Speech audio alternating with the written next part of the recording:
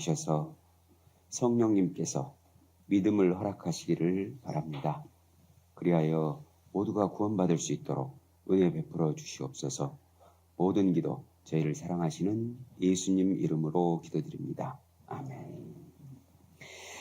고린도후서 6장 펴겠습니다. 고린도후서 6장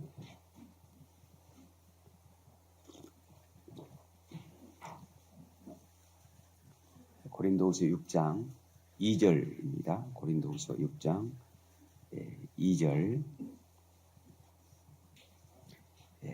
같이 읽겠습니다. 가라사대 내가 은혜 베풀 때에 너를 듣고 구원의 날에 너를 도왔다 하셨으니 보라 지금은 은혜 받을 만한 때요 보라 지금은 구원의 날이로다. 제가 첫날 여러분에게 약속을 드린 게 있잖아요. 이번 한 주간 절대 빠지지 않고 참석을 하겠다라고 여러분에게 약속을 했던 거 기억하시죠? 약속 지켰습니다. 그런데 제가 감기가 걸려가지고요. 목소리가 오늘 벌써 안 좋아지기 시작했습니다. 감기에 걸렸음에도 불구하고 오한이 있음에도 불구하고 머리가 아픔에도 불구하고 이렇게 참석했습니다. 약속 지켰죠? 여러분도 남은 기간 동안 꼭 약속을 지켜서 참석하시고 또 구원 받으시기를 바랍니다. 제가 첫날 넥타이를 어떤 걸 하나 메우고 왔었는데요. 혹시 그 넥타이 기억하시겠습니까? 대부분 기억 못하실 겁니다. 왜 기억 못할까요? 제가 첫날 맸던 넥타이 왜 기억 못할까요? 기억력이 나빠서가 아닙니다. 관심이 없기 때문에 그러죠. 왜 관심이 없을까요? 중요한 문제가 아니잖아요, 지금. 넥타이를 무슨 색깔을 맸는지, 뭘 맸는지, 그게 뭐 대단히 중요한 겁니까? 아니죠. 그런데 만약에 제가 첫날 넥타이 맸던 것을 오늘 목요일 날 이 시간에 기억하시는 분에게는 100만 원씩 드린다고 하면은 아마 틀림없이 기억하고 있을 겁니다. 사진 찍어가지고 증명해 보이시는 분도 계실 것이고 어쩌면 똑같은 넥타이 차고 오신 분도 계실지 몰라요. 그렇습니다, 여러분. 이번 강연회를 아주 중요한 문제로 생각을 하시지 않으면 다 잊어버립니다. 이번 강연회는 여러분의 생명이 달린, 영원한 생명이 달린 아주 중요한 강연회입니다. 그래서 관심이 필요한 겁니다. 하나님의 사랑과 구원은 여러분의 지능과 학벌이 중요한 게 아니고 여러분의 간절하고 겸손한 마음이 중요합니다. 이건 하나님께서 하시는 일이기 때문에 그래요. 하나님은 몸이 와서 말씀을 듣는 것에 대해서 구원을 시키고 안 시키고 이런 게 아니고요. 여러분의 마음을 보시거든요. 진짜 간절한지, 진짜 겸손한지, 하나님 앞에서 간절해야 되고 우주 만물을 창조하신 절대자이신 신 앞에서 겸손해야 됩니다. 그래서 우리는 오늘 이 시간부터 다시 한번 간절하고 겸손한 마음을 갖도록 합시다. 배부르다는 사람에게 먹을 걸 주면은 좋아합니까? 싫어합니까? 싫어하죠. 또 나 싫다는 사람을 계속해서 쫓아다니면서 애걸복걸 만나달라고 하는 겁니다. 좋아합니까? 싫어합니까? 싫어합니다. 양쪽 다 괴로운 일이죠. 이처럼 관심이 없으면은 여러분이 하나님의 구원에 대해서 관심이 없잖아요. 그러면 여러분도 괴로운 일이고 하나님도 괴로운 일이 되어버립니다. 그래서 관심이 중요한 겁니다. 집회 나흘째가 되다 보니까 많이 힘드시죠? 힘드실 것 같아서 제가 기운 좀 차리시라고 오늘 봉사진님이 뭘 갖고 왔을까 했는데요.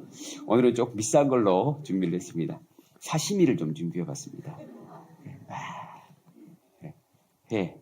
회는 신선할 때 드셔야 됩니다. 오래 뒀다 먹으러 가면은 상해서 못 먹습니다. 구원도 마찬가지입니다. 나중으로 미루지 말고 말씀이 전해지는 지금 관심을 가지셔야 됩니다. 세상에서 제일 귀한 금이 황금, 백금이 아니고 지금이랍니다. 아직도 늦지 않았습니다. 지금 간절하고 겸손한 마음으로 사람의 말로 듣지 않고 하나님의 말씀으로 들으시기를 바랍니다.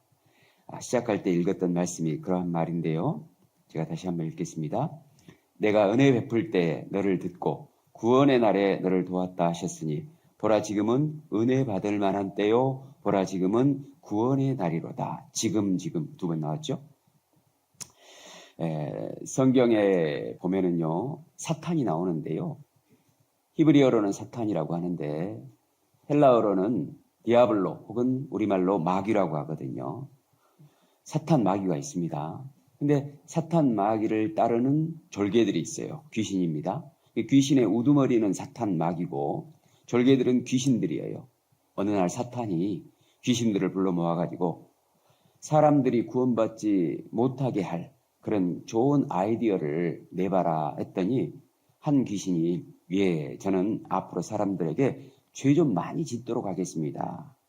그랬더니 다시 다른 귀신이 와가지고 저는 돈과 권력이 취해 살도록 하겠습니다. 다시 세 번째 귀신이 와가지고 저는 교회에 다니지 말도록 하겠습니다. 그런데 네 번째 귀신이 와가지고 뭐라고 하냐면요. 다음에 구원받으라고 하겠습니다. 이랬다는 거예요. 그 네 번째가 금메달을 받았답니다. 여러분, 지금이 중요합니다. 내일 일을 너희가 알지 못하는도다. 너희 생명이 무엇이뇨? 너희는 잠깐 보이다가 없어지는 안개니라. 내일이 올지 안 올지 모르는 겁니다. 실제로 제가 집회를 해보면서 또는 상담을 해보면서요. 말씀을 듣다가 중간에 사고 나서 죽으신 분이 계시더라고요. 안 오다가 어디선가 돌아가신 분이 계시더라니까요. 얼마나 그때 한동안 충격인지 모릅니다. 병원 상담을 다녔습니다. 제가 위독하신 분들을 옛날에 병원 상담을 다녔는데 며칠간 계속 갔는데 그 다음날 갔더니 돌아가셨다는 거예요. 그거 충격 엄청납니다. 진짜. 이 전도자의 충격이 엄청 큽니다. 그게. 한 달은 가요. 내가 뭘 잘못했을까? 하나님께서 왜 그 사람을 살려두지 않으셨을까? 여러분 내일 일을 모르는 겁니다. 지금이 중요합니다. 여러분 지금부터 살 것인지 아니면은 지금처럼 살 것인지 결정을 하셔야 됩니다. 여러분 지금처럼 사니까 행복하시던가요? 평안하시던가요? 후회 없으시던가요? 아닙니다. 지금부터 살아야 됩니다. 구원받고 살아야 됩니다. 그대로 살 것인지 아니면 제대로 살 것인지 결정을 해야 됩니다. 어제 배우길 하나님께서 이스라엘 민족에게 선지자를 부지런히 보냈잖아요. 그러나 이스라엘 백성들은 선지자를 배척할 뿐 아니라 죽여버리기까지 하잖아요. 그로 인해서 하나님으로부터 계속해서 저주를 받게 되죠. 고통스러웠던 그 이스라엘 민족은 하나님께 간절히 구원자, 메시아를 보내달라고 기도했던 내용 배우셨잖아요. 그때 하나님께서 하나님의 아들이신 예수님을 이스라엘 땅에다 보내주셨죠. 그리고 예수님께서 아주 중요한 메시지를 전달했습니다. 뭐였죠? 회개하라. 여기 예수께서 비로소 전파하여 가라사대 회개하라 명령입니다. 해도 되고 안 해도 되고 하는 그런 문제가 아닙니다. 천국이 가까웠느니라 하시더라. 회개와 천국은 딱 맞붙어 있습니다. 인간이 죄를 안 지어서 천국 가는 게 아니고요. 죄인이 회개를 해야 천국을 가는 거예요. 이 회개하라는 말씀은 자기 죄를 뉘우치고 예수님 믿고 구원받아야 된다 그 말입니다. 여기에 대해서 이스라엘 백성들은 뭐라고 답을 한지 아셔요? 배웠잖아요. 예수님을 십자가에 못 박아 죽여버린 겁니다. 그런 일이 어떻게 있을 수가 있겠습니까? 회개하라는 그 예수님의 명령이 지금도 여러분에게 전달되고 있습니다. 지금 보라 지금은 은혜 받을 만한 때요. 보라 지금은 구원의 날이로다. 회개하라. 이렇게 지금 말씀하십니다. 지금 여러분들이 회개하지 않는 것은 바로 예수님을 다시 한번 십자가에 못 박는 일입니다. 여러분은 절대 예수님을 십자가에 못 박지 마시기 바랍니다. 하나님과 예수님을 믿지 않는 것, 구원받지 않는 것이 예수님을 다시 십자가에 못 박는 겁니다. 여기 같이 읽어볼까요? 자기 땅에 오매 자기 백성이 영접지 아니하였으나 예수님께서 하나님의 백성의 땅에 오셨습니다. 그런데 하나님의 백성이라는 사람들이 예수님을 배척한 거예요. 영접지 않은 겁니다. 영접지 않았다는 것은 아까 문맥상 보면은 회개하지 않은 거예요. 예수님을 영접한다는 것은 뭐냐면은 내가 예수님을 영접합니다. 말로 하는 게 아니에요. 하나님의 나라는 말에 있지 않다고 했고 능력이 있다고 했거든요. 입으로 말을 뱉는다고 해서 그 사람이 될 수는 없잖아요. 그 사람의 진짜 인품과 인격과 믿음이 중요한 거지 않습니까?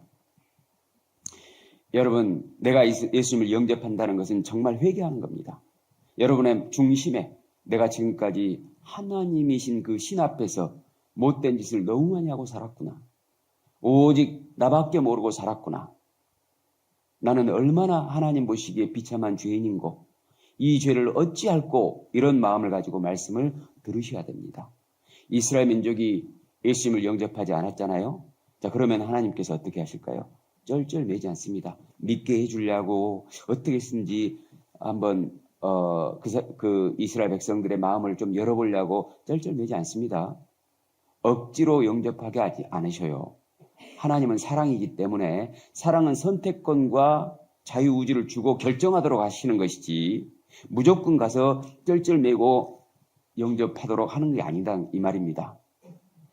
그래서 하나님께서 그 이스라엘 백성에게 전해졌던 그 하나님의 은혜를, 구원의 기회를 이방인들에게 돌려버립니다.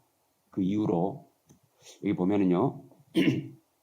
그런즉 하나님의 이 구원을 이방인에게로 보내신 줄 알라. 저희는 또한 들으리라 하더라. 이스라엘 백성들은 듣지 않았지만 이방인은 들을 거라는 겁니다. 이방인이라고 하는 것은 다를 이자 모방자, 다른 방향에 있는 사람들, 다른 곳에 있는 사람들, 이스라엘 백성들 외에는, 하나님의 선택된 민족 외에는 전부 다 전 세계 사람들은 이방인입니다. 우리도 그러한 의미에서는 이방인인 겁니다. 이방인에게로 보내신 줄 알라. 이방인들은 들으리라 이랬잖아요. 여러분은 지금 듣고 계시잖아요. 지금부터 1900년 전 애언이 지금 우리 시대에 이루어지고 있는 겁니다. 이스라엘 민족은 지금 어떨까요? 안 들어요. 지금도. 하나님은 믿는데 예수님은 안 믿습니다. 그 사람들이. 이스라엘 민족에게 전해졌던 이 구원의 이름을 가지신 분이 예수님이잖아요. 예수가 구원이라는 뜻이잖아요. 이 예수님이 이방인에게로 옮겨진 겁니다. 그래서 우리가 지금 이렇게 은혜로운 말씀을 들을 수 있게 된 겁니다. 같이 읽어볼까요? 영접하는 자, 곧 그 이름을 믿는 자들에게는 하나님의 자녀가 되는 권세를 주셨으니, 영접한다는 것은 입으로 영접한다 그게 아니고 예수님을 진짜 믿는 겁니다. 마음으로 믿는 거예요. 머리로 믿는 게 아니고 진짜 가슴으로, 마음으로 믿어야 됩니다. 그래서 우리 같은 이방인이 믿음으로, 예수님을 믿음으로 말미암아 하나님의 자녀가 되는 시대에 우리는 살고 있는 거예요. 하지만 이방인들이 구원받을 시간도 얼마 남지 않았다는 겁니다. 얼마나 남았을 것 같습니까? 로마서 11장에 그 답이 있는데요. 보면은요. 이 비밀을 너희가 모르기를 내가 원치 아니하노니 이 비밀은 이방인의 충만한 수가 들어오기까지 이스라엘의 더러는 완악하게 된 것이라. 그러니까 이방인은 우리잖아요. 이방인이 구원받는 충만한 수가 있다는 겁니다. 그 이방인의 구원받을 충만한 수가 얼마인지는 우리는 알 수가 없죠. 하나님께서 정하신 그 수가 있다는 겁니다. 그 수가 찰 때까지만 이스라엘이 완악하게 됐다는 겁니다. 이방인의 충만한 수, 하나님께서 정하시는 구원받은 이방인 수가 차면은 더 이상 이제 이방인들은 구원받을 기회가 없다는 거예요. 그런데 이 말씀에서 이방인의 충만한 수를 알 수 있는 열쇠가 있는데요. 이스라엘 민족이 완악했다는 겁니다. 이 완악이라고 하는 것은 고집스럽다는 거예요. 이스라엘 백성만큼 고집스러운 민족이 없습니다. 머리 좋기로 유명하고 돈 많기로 유명하고 똑똑하기로 유명하지만 고집이 뭐냐면요. 절대 예수님을 안 믿는 거예요. 예수님은 하나님의 아들이고 구원자시고 메시아인데 절대 지금도 안 받아들입니다. 자기들이 죽인 선지자 중에, 자기 조상들이 죽인 선지자 중에 한 사람일 뿐이지 그는 메시아가 아니라는 겁니다. 그렇게 완악하게 있어요. 그리고 죄를 계속해서 짓고 있다는 겁니다. 그러니까 이스라엘이 더러우는 완악하게 된 것이라 이 말은 절대 예수님을 믿지 않는 걸 얘기하는 겁니다. 이스라엘 백성들이 예수님을 믿지 않는 한 이방인의 충만한 수는 아직까지 차지 않았다는 거예요. 이스라엘 백성들이 예수님을 안 믿고 있기 때문에 여러분과 제가 이 말씀을 함께 들을 수 있다는 겁니다. 정리하면 이스라엘 백성들이 예수님을 믿게 되면 이방인의 충만한 수는 이미 끝나 있을 거라는 겁니다. 이방인들에 대한 구원의 문은 닫히고 예수님께서 공중에 재림하셔서 구원받은 사람을 다 데려가실 거라는 겁니다. 그런데 최근 이스라엘 백성들이 예수님을 믿는 사람이 나타나고 있다는 겁니다. 이방인의 충만한 수가 끝나가고 있다는 의미잖아요. 그들을 뭐라고 하냐면 메시아닉주라고 하거든요. 그로 우리는 이방인의 충만한 수가 차고 우리가 구원받을 기회가 사라져 있다는 것을 생각하면서 간절한 마음으로 겸손한 마음으로 말씀을 드려야 됩니다. 여기 메시아닉주인데요. 이스라엘에서 예수를 메시아로 믿는 사람들을 일컫는데 현재 650만 이스라엘 인구 중에서 약 14,000여 명으로 추산되고 있으며 그들은 유대교 전통에 어긋나는 신앙생활을 하고 있다는 이유로 얼굴을 드러내지 못하고 어렵게 신앙생활을 하고 있다. 이스라엘 땅에서는요, 예수님 믿는다고 하잖아요. 돌로 쳐버립니다. 그래도 예수님 믿는 사람들이 나타나고 있다는 겁니다. 물론 이 사람들이 종교적으로 믿지 예수님을 통해서 완전한 구원은 받지 못했습니다. 만나보면 그렇다고 합니다. 여러분, 기독교와 유대교의 차이가 있는데요. 가장 중요한 그 차이가 뭐냐면은 예수님을 믿는 것이 기독교고 예수님을 믿지 않고 하나님만 믿는 것이 유대교거든요. 이 사람들입니다. Jews for Jesus 그랬잖아요. 그러니까 전도도 하고 있습니다. 이 사람들이. 점점 이 사람들에게 예수님이 들어가다 결국에는 이 사람들이 구원받는 사람이 나타나기 시작하잖아요. 그러면 이방인은 끝난다니까요. 그 전에. 그래서 지금 우리가 구원받을 만한 때고 지금은 은혜의 날이라고 하는 겁니다. 또 하나 이방인의 구원 시간의 열쇠가 있는데요. 그게 뭔지 보겠습니다. 저희가 칼날에 죽임을 당하며 모든 이방에 사로잡혀 가겠고 예루살렘은 이방인의 때가 차기까지 이방인들에게 밟히리라. 여기 이 말씀을 가만히 보면은요. 이스라엘 백성들이 칼날에 죽임을 당하고 또 전 세계에 사로잡혀 가고 그 다음에 예루살렘이 밟힌다고 했지 않습니까? 기억나십니까? 어제 배운 레위기 26장 33절 이스라엘 백성들이 범죄로 말미암아 하나님의 저주 세 가지 흩으심, 죽이심, 국토황폐 같은 말이에요 지금. 그러니까 이방인의 때가 찰 때까지 이방인의 충만한 수가 찰 때까지만 이스라엘 백성들은 흩어지고 죽고 국토는 황폐하게 될 거라는 겁니다. 그런데 보십시오. 이스라엘이 지금 돌아와서 국토도 옥토가 됐고 그리고 죽지 않고 있잖아요. 강대국이 됐잖아요. 자, 이 말씀을 정리해 보겠습니다. 칼날의 죽임을 당한다는 것은 죽음을 얘기하고 또 이방인에 사로잡혀 간다는 말은 흩어진다는 얘기고 그 다음에 예루살렘은 밟힌다는 말은 국토 황폐잖아요. 자, 이방인의 구원 기간은 이스라엘이 흩어지고 죽고 국토가 황폐되는 것.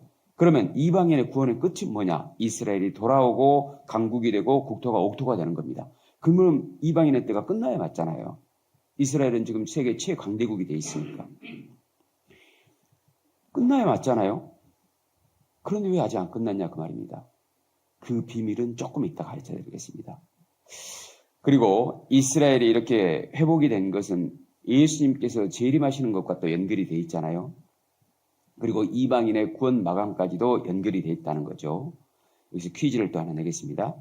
이스라엘은 회복됐는데 왜 예수님께서 재림하지 않으셨을까? 왜 그랬을까? 예수님 진작 재림하셨어야 되는데 이스라엘 회복됐으니까. 그런데 다 회복됐지만 아직 예루살렘이 회복되지 않은 겁니다. 이방인의 때가 차기까지 예루살렘이 밟힌다고 했잖아요. 국토는 전체적으로 회복이 됐는데 예루살렘만 아직 회복을 못한 겁니다.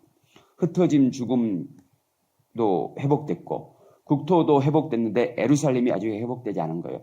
행정적으로는 이스라엘의 예루살렘을 관장하고 있습니다. 그러나 종교적으로는 아랍권 세력이 이슬람교들이 그 예루살렘을 지배하고 있는 겁니다. 아랍의 예루살렘이에요. 회교도 아시죠? 무슬림들. 회교도 무슬림 또 이슬람교 그러지 않습니까? 그 사람들이 거기를 갖고 있는 겁니다. 바로 이곳인데요. 황금으로 보이는 돔이 있지 않습니까? 여기가 황금 돔 사원인데 이슬람 사원이에요. 공교롭게도 유대교를 믿는 하나님을 믿는 그 땅에 이슬람 사원이 딱 놓여 있는 겁니다. 본래 이곳에는 이스라엘 성전이 있었던 곳이거든요. 이것이 바로 유대인들이 행정적으로는 관장하고 있지만 저 사원만큼은 유대인들에게 허락하지 못하는 겁니다. 그곳은 바로 회교도들이 지금 지배하고 있는 거예요. 이스라엘 백성들은 통곡의 벽까지만 인정해 주거든요. 이곳입니다. 이것이 진짜 금입니다. 매번 입힌답니다. 알-아크스 사원이라고 하고 황금 돔 사원이라고도 하고 바위 사원이라고 합니다. 이 안에 들어가면 큰 바위가 있거든요. 여기에는 이슬람 교도만 들어갈 수가 있는 거예요. 이방인의 때가 차가기까지 예루살렘은 이방인들에게 발필이라. 그 말씀 그대로 지금 발표해 있는 겁니다. 그래서 우리가 아직은 구원받을 기회가 남아있는 겁니다. 작년에 유대인들이 여기 가서 희생제사를 드리려고 해봤거든요. 이걸 보고 팔레스타인들이 난리를 했습니다. 데모를 하면서 계속해서 무력 행사를 했더니 유대 경찰들이 강경 진압을 해버렸거든요. 그리고 또 유대 고위 관리들이 이곳을 방문한 적이 있었거든요. 그걸 보고 1년 전에 하마스가 이스라엘에 전쟁을 일으킨 겁니다. 여러분 잘 아시다시피 회교도들은 어떻습니까? 폭탄 짊어지고 뛰어들어 버리잖아요. 목숨이고 뭐가 없습니다. 알라를 위해서 죽겠다는데 뭐. 알라를 위해서 죽는다는 겁니다. 잊지도 않은 알라를 위해서 죽는다는 거예요. 이 사람들은 정말 무서운 사람이잖아요. 여러분 다 뉴스에서 보시지 않습니까? 근데 이 사람들이 만약에 이 황금돔 사원, 이슬람 회교 사원을 뺏기잖아요. 여기가 이들에게 성지거든요. 회교 성지가 3개가 있는데요. 메카, 메디나, 여기 예루살렘 이렇게 3개입니다. 메카는 마호메트가 탄생한 곳, 메디나는 마호메트가 포교했던 곳, 그 다음에 예루살렘은 마호메트가 승천했던 곳, 이런 의미를 가지고 있거든요. 이슬람 교도는 일반적인 종교인들하고 다르잖아요. 목숨 걸고 하지 않습니까? 그러니까 이곳을 만약에 유대인들이 뺐잖아요. 그러면 이슬람 아랍 세력들은 전부 다 들고 일어나는 겁니다. 전쟁이 일어날 수밖에 없는 거예요. 핵전쟁이 일어날 수밖에 없는 겁니다. 이 안에를 보면은요, 이렇게 바위가 있습니다. 이 바위가 바로 아브라함, 이삭을 제물로 바쳤던 곳이라고도 하거든요. 여기에 본래 솔로몬 성전이 지어졌던 자리라고 합니다. 언젠간 이 이슬람 사원이 무너지고 유대교 성전이 지어질 겁니다. 그런데 이 성전이 지어지기 전에 이미 이방인의 때는 끝나 있을 거라는 거죠. 지금 그런데 유대인들이 이 자리에 성전 재건을 하려고 준비를 하고 있는데 착착 진행이 되고 있다는 겁니다. 성전이 지어지기 전에 이방인의 때는 끝나고 예수님께서 공중 재림하시고 구원받은 사람들은 다 데려가고 없는 겁니다. 근데 지으려고 했다는 겁니다. 이것은 이스라엘의 완전한 회복을 의미하고 그리고 이방인의 구원받을 때가 끝나는 걸 의미하고 예수님의 재림의 때도 이제 얼마 남지 않았다는 것을 우리에게 의미하고 있다는 겁니다. 실제 유대교 지도자들이 여기에 성전 짓겠다는 얘기를 하고 있거든요. 영상으로 한번 보겠습니다.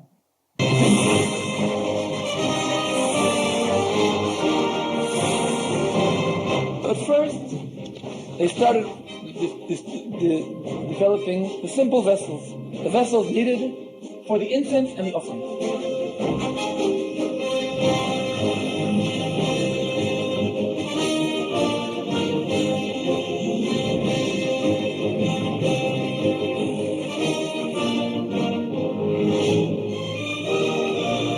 We did something like 7-8 items for the temple. We have a list of 99 items to do. And we will now start to be in a hurry to succeed to do all the items before the temple will be. At the same time, they were creating the musical instruments, the harp, the lyre.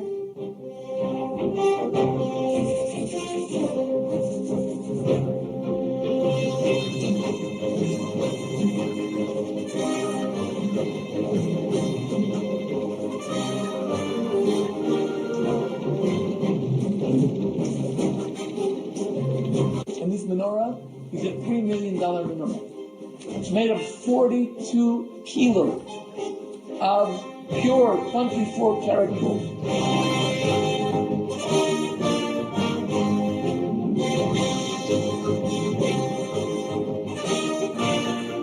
now, the latest project is we have there's a team of architects. We're working on the blueprint.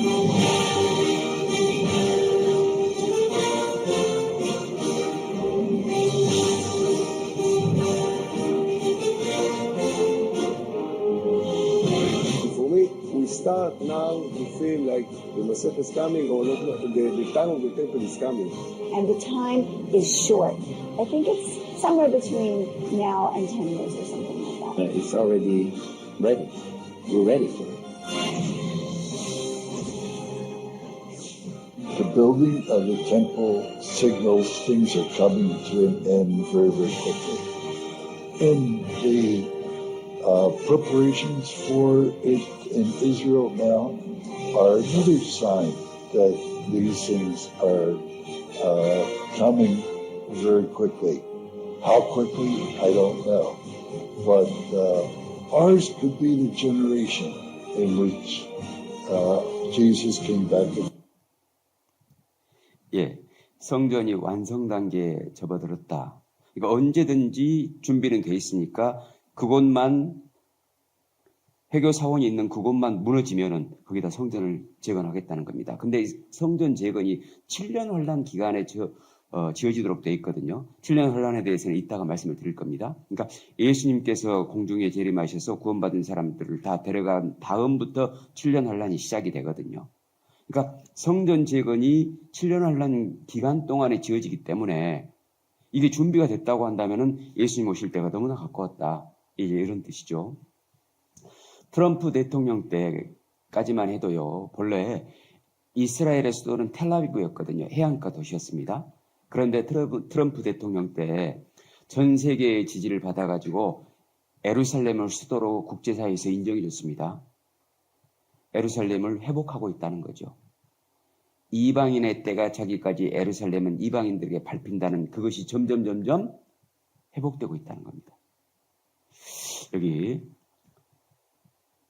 예수님께서 왜 공중에 재림하실까? 그냥 구원받은 사람은 천국에 들어가고 안 받은 사람은 지옥에 데려가면 되지 않습니까? 지옥에 쳐넣으시면 되잖아요. 그런데 왜 하나님께서는 공중에 재림하셔서 세상을 불로 심판하신다고도 하시고 그러실까? 자, 하나님께서는 천국이나 지옥에 보내시는 것만이 목적이 아니고요. 죄악된 이 세상도 그대로 두지 않습니다. 노아 때처럼 불로 심판하고자 하시는 겁니다. 이것이 바로 하나님의 공입니다. 여기 보면은 그러기 전에 세상을 불로 심판하시기 전에 구원받은 사람들을 데려가시기 위해서다라고 하는 겁니다. 그러니까 전쟁이 일어나면은요, 적진에 우리 아군들이 있었을 때에 포를 또는 비행기로 공격을 하기 전에 아군들을 다 빼고 그 다음에 공격을 하잖아요. 세상을 심판을 불로 하려고 하는데 우리 그리스도인들이 남아있는 상태에서는 그렇게 하지 않는다는 겁니다. 그래서 세상을 불로 심판하기 전에 구원받은 사람들을 다 데려가는 일이 발생할 거라, 이제 그런 말입니다. 자, 어제 배운 내용 3가지 또 복습해 보겠습니다. 바벨탑 사건을 배웠는데요. 불순종으로 인해서 언어가 나뉘었죠. 그리고 이스라엘 환란에 대해서 배웠는데 불순종으로 인해서 하나님의 저주를 받았죠. 그리고 하나님께서 이스라엘을 회복하셨는데 이것은 이스라엘 민족이 이뻐서가 아니고 하나님의 이름을 회복하기 위해서였다. 이에 대해서 우리는 증거를 확인했고 성경대로, 그리고 하나님께서는 살아계신다. 이걸 확실히 믿을 수 있었다는 겁니다. 여기에 대한 교훈은 하나님께 불순종하면 반드시 심판이 있다는 거죠. 그리고 불순종에도 불구하고 하나님께서 회복하시는 이유는 하나님의 이름 회복을 위해서 그런 거다. 그것이 바로 하나님의 사랑이다. 우리를 죄에서 구원하시는 것도 여러분이 이뻐서가, 여러분이 잘해서가 아닙니다. 사실은 하나님의 목적을 이루기 위해서, 하나님의 이름을 위해서 여러분을 회복하십니다. 여러분을 구원하십니다. 그것이 바로 하나님의 사랑이에요. 오늘 배운 내용도 3가지입니다. 첫 번째, 예수님의 재림과 세상 끝의 징조에 대해서 배울 겁니다. 그리고 2번째, 적그리스도, 세계의 대통령이 나올 겁니다. 다음 3번째, 마지막 전쟁, 핵전쟁입니다. 이 3가지를 배울 겁니다. 첫 번째 주제, 예수님의 재림과 세상 끝의 징조. 예수님의 재림에 대해서 성경은 말씀을 하셨는데 사람들이 잘 안 믿을까봐 구체적인 징조를 성경에 많이 말씀해 주셨어요. 사복음서에만 25가지, 성경 전체로 보면은 45가지를 예수님의 재림의 징조를 말씀하셨습니다. 여기 보죠. 예수께서 감람산 위에 앉으셨을 때에 제자들이 종용이 와서 가로되 우리에게 이르소서 어느 때에 이런 일이 있겠사오며 또 주의 임하심과 세상 끝에는 무슨 징조가 있사오리이까. 예수님께서 감람산에 딱 앉아있는데 12제자가 와서 딱 물어본 겁니다. 주님, 어느 때에 이런 일이 있겠으며, 이건 이제 이런 일이라고 하는 것은 예루살렘 성전이 무너지는 일인데요. 주의 임하심, 예수님께서 재림하시는 거죠. 그리고 세상 끝이 있다는 겁니다. 세상 끝에는 무슨 징조가 있사오리까. 그러니까 이스라엘 민족의 회복과 세상 끝과 예수님의 재림은 서로 맞물려 있습니다. 이스라엘 민족이 회복됐다는 것은 예수님 재림하실 때가 됐다는 거고 세상 끝도 왔다는 거예요. 지금 예수님 오실 징조가 성경을 통해서 이루어지고 있다면 여러분에게 가장 중요한 건 뭘까요? 구원받는 거죠. 그래서 진지하게 말씀을 자기 문제로 들어야 됩니다. 구체적인 징조를 한번 알아보겠습니다. 지진, 기근, 전염병입니다. 저체에 큰 지진과 기근과 원역이 있겠고 큰 지진, 대지진이죠. 지진, 기근, 전염병은 늘 같이 일어납니다. 역사 속에서 보면은 패키지로 일어나죠. 3종 세트. 그러니까 예수님께서 재림하시는 징조 3종 세트가 뭐냐면은 바로 지진과 기근과 전염병이라는 겁니다. 그래서 앞글자만 따면 지진, 기근, 전염병의 앞글자 지기전, 해지기 전에 예수님께서 오신다. 그런 뜻으로 한번 생각을 해보면 어떨까 싶습니다. 3종 세트 중에 첫 번째는 큰 지진입니다. 우리 시대 걸핏하면 지진이 많이 일어나잖아요. 내성이 생겨서 심각성을 느끼지 못할 정도로 지진이 많이 일어납니다. 조선일보 신문입니다. 7개 지표판 충돌에서 지진 매일 8,000건이 발생하고 있다. 유럽 8개국 연쇄 대지진 그랬죠. 여기 보면 역대 주요 세계 대형 지진인데 전 세계적으로 계속해서 일어나고 있습니다. 여러분 불의 골이라는 말 들어보셨죠? 환태평양 지역, 태평양과 연결된 땅들에서 계속해서 지진이 일어나고 있다는 겁니다. 여기 시대별 지진 빈도수를 프랑스 천문대에서 조사를 해봤습니다. 6.0 이상만 통계를 내봤는데 1900년부터 1910년까지 10년 동안 3번 일어났거든요. 그런데 1980년부터 1990년까지 10년 동안은 310번으로 늘어납니다. 그런데요, 1990년부터 2000년까지는 몇 번이 일어나냐? 1500번으로 늘어나 버린 거예요. 그러면 2000년부터 2024년 지금까지는 어떻게 되느냐? 훨씬 더 많아졌다는 것입니다. 보시죠. 2010년 IT 지진으로 31만 명이 죽었죠. 또 2011년 동일본 대지진 아시죠? 15년 네팔 지진도 있었고 또 모로코 강진이 있었는데 작년에 있었던 겁니다. 30만 명 이상 피해를 봤습니다. 대만에서도 규모 7.2 강진이 오래 있었잖아요. 수천 명의 사상자가 있었지 않습니까? 그때 원폭 32개 위력으로 대만을 흔들어댔다는 겁니다. 대만 지진 당시 영상을 한번 준비했는데 한번 보겠습니다.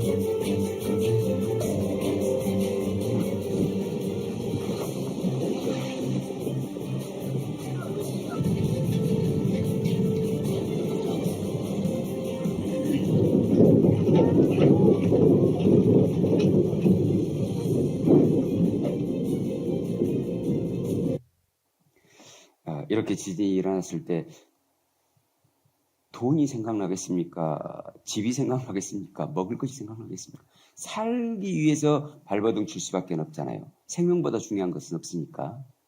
여러분, 하나님께서 전 세계적으로 지금 지진을 일으키고 있다는 것은 예수님께서 재림하실 때가 가까웠다는 것이고, 그리고 세상 끝이 가까웠다는 걸 의미한다라고 말씀을 드렸습니다. 그리고 우리나라에도 계속해서 그동안 없었던 지진이 발생하고 있다는 것이죠. 경주, 포항, 그 다음에 부안에서도 있었죠. 경주에서 5.1, 5.8이 있었고 포항에서 5.5가 있었습니다. 여기 보면은 올해 최대 규모 부안에서 지진이 있었다고 하잖아요.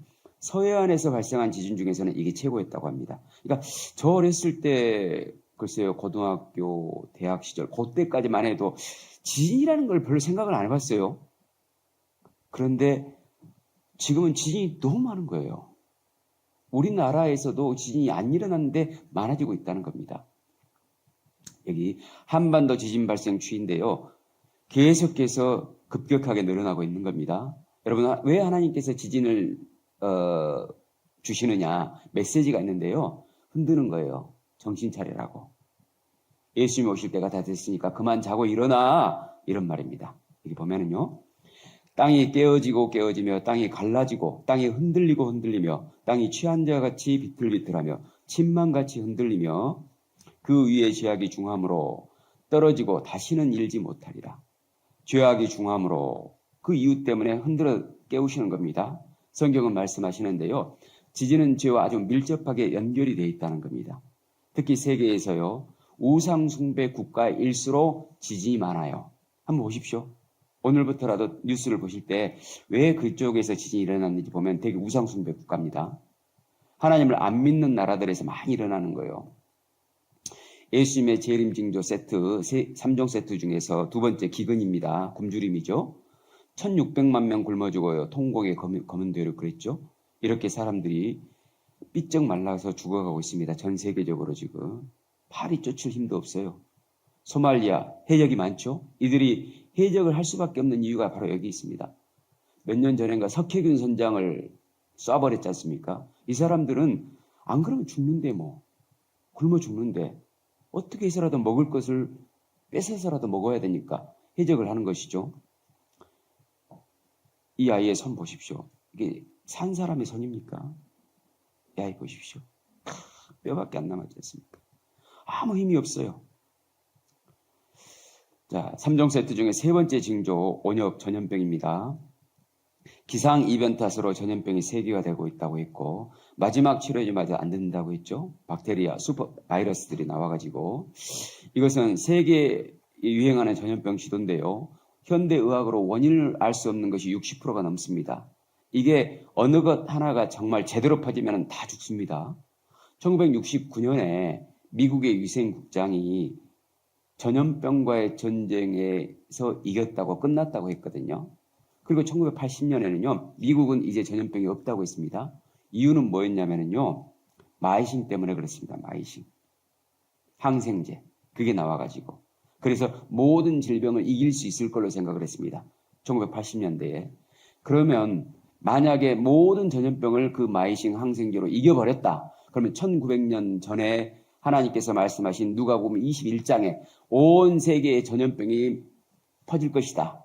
그래서 사람들이 죽을 것이다. 그 말은 거짓말이 돼버리잖아요. 그런데 놀라운 일이 발생하는데요. 80년대에 그 말이 나왔는데 81년도부터 갑작스럽게 전염병이 모르는 것들이, 듣도 보도 못한 것들이 속출하기 시작합니다. 여러분 기억하시죠? 에이즈 처음에 나왔을 때. 에이즈, AIDS잖아요. 아이고 이제 다 살았구나 이런 앞에 이니셜로 해가지고 그렇게 얘기하게 됐는데, 그때만 해도 무슨 저런 병이 있나 했습니다. 그 이후로부터 계속 나오잖아요. 에볼라 바이러스, 한타 바이러스, 사스, 조류독감, 구제역, 광우병, 아프리카 돼지열병, 그 다음에 얼마 전에 코로나까지 계속해서 나오지 않습니까? 여러분, 코로나19 왔을 때 전 세계적으로 선진국들조차도 꼼짝을 못했잖아요.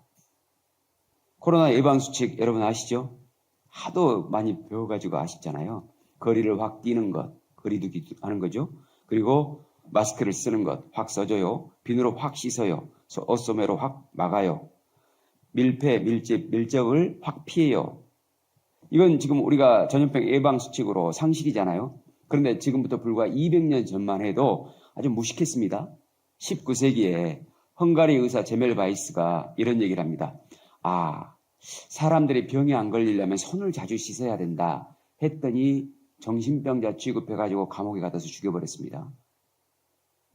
그런데 오늘날 알게 된 이 예방 수칙을 성경에서는 3,500년 전에 하나님께서 모세에게 가르치셨다는 겁니다. 볼까요? 마스크 착용과 격리입니다. 윗입술을 가리우고 외치기를 부정하다 할 것이요 병 있는 날 동안은 늘 부정할 것이라. 계속해서 전파될 수 있다는 것이죠. 그가 부정한 즉 혼자 살 때 격리두기 해야 되잖아요. 짐 밖에 살지니라.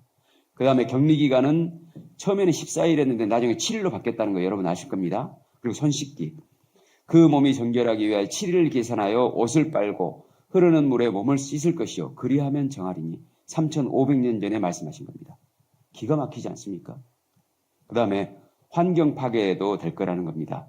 천지는 없어지려니와 주는 영존하시겠고 그것들은 다 옷같이 낡으리니 의복같이 바꾸시면 바뀌려니와 세상에 천지 하늘과 땅이 낡는다는 겁니다. 3,000년 전에 지구가 낡을 것을 지금 말씀하신 겁니다. 저 어렸을 때만 해도요. 지구가 낡는다는 것은 꿈에도 생각 못하는 거죠. 가을 하늘이 파란 것은 당연했던 겁니다. 그리고 비도 입 벌려서 마시고 했습니다. 개울물도 그냥 떠서 먹었습니다. 수도꼭지 운동장에서 놀다가 수도꼭지 들어서 입 대고 다 먹었습니다. 여러분도 그러셨죠? 지금은 그렇게 합니까? 못합니까? 못합니다. 저는 31년 전에 이런 말씀을 배웠을 때에 의아했습니다.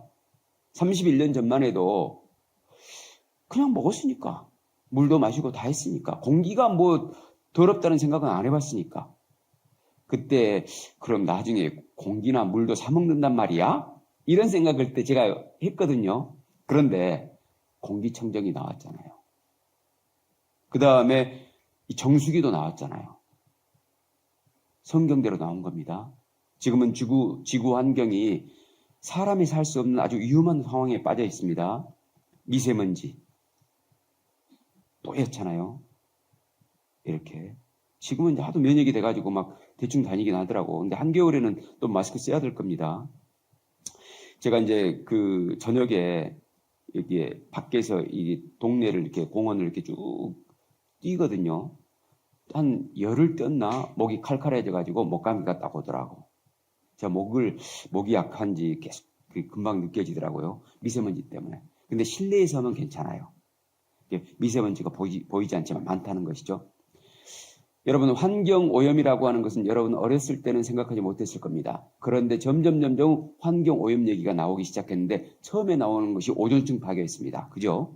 그 다음에 나오는 것이 산성비였습니다. 그 다음에 나오는 것이 황사였습니다. 그 다음에 나오는 것이 미세먼지였습니다. 그 다음에 나오는 것이 초미세먼지가 나온 겁니다. 초미세먼지가 얼마나 작냐면요. 2.5 마이크로미터거든요. 1 마이크로미터가요. 1mm 있잖아요. 1mm. 1mm를 1000개로 쪼개놓은 것이 1 마이크로미터거든요. 눈에 안 보이는 거예요. 미세먼지가. 그 정도로 지금 온 세상이 심각해진 겁니다. 땅만 아니고 바다 오염도 심각하죠. 바다에 미세 플라스틱이 빠져나가가지고 물고기가 그걸 먹어서 물고기 내장을 우리가 먹어버리면은 우리 안에 그 플라스틱이 쌓인다고 하지 않습니까? 그것이 결국 암을 만들고 성인병을 만든다고 하지 않습니까? 그래서 요즘은 젓갈 잘 안 먹으려고 하더라고. 또 지구온난화가 아주 심각해져 있습니다. 지구가 몸살을 앓고 있죠. 남북극의 빙하가 다 녹아가지고 해수면이 상승해가지고 태평양의 섬나라들은 물에 잠기고 있습니다. 우리나라에는 부산부터 잠길 거라고 하죠. 그리고 이 큰 태풍들이 많아졌잖아요. 얼마 전에 미국에 허리케인 와가지고요. 아주 쑥대밭이 되지 않습니까?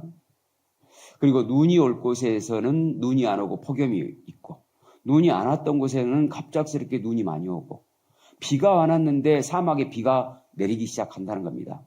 문제입니다. 문제. 지구가 불타고 있다는 겁니다. 지금. 사람들이 이렇게 만들어 놓은 겁니다. 지금. 지구온난화 속도 너무 빠르다고 했죠. 지구가 난폭해졌다. 지진, 폭풍 등 갈수록 대용화되고 있다. 10년 내 온실가스 못 줄이면 대재앙이 올 것이다. 기후변화 통제 불능 상태, 남북 국빙화 다 녹을 것. 2100년이 되면은 해수면이 수미터 상승하게 될 텐데, 그러면 생명체가 멸종할 수도 있다는 겁니다. 여러분, 지구에 사람이 살지 못한다고 한다면 내가 준비해 둔 것이 무슨 의미가 있겠습니까? 그래서 우리는 구원을 준비할 수밖에 없는 겁니다. 영상으로 한번 보겠습니다. 근데 동대구역에 기후를 기록해 놓는 그런 게 있대요.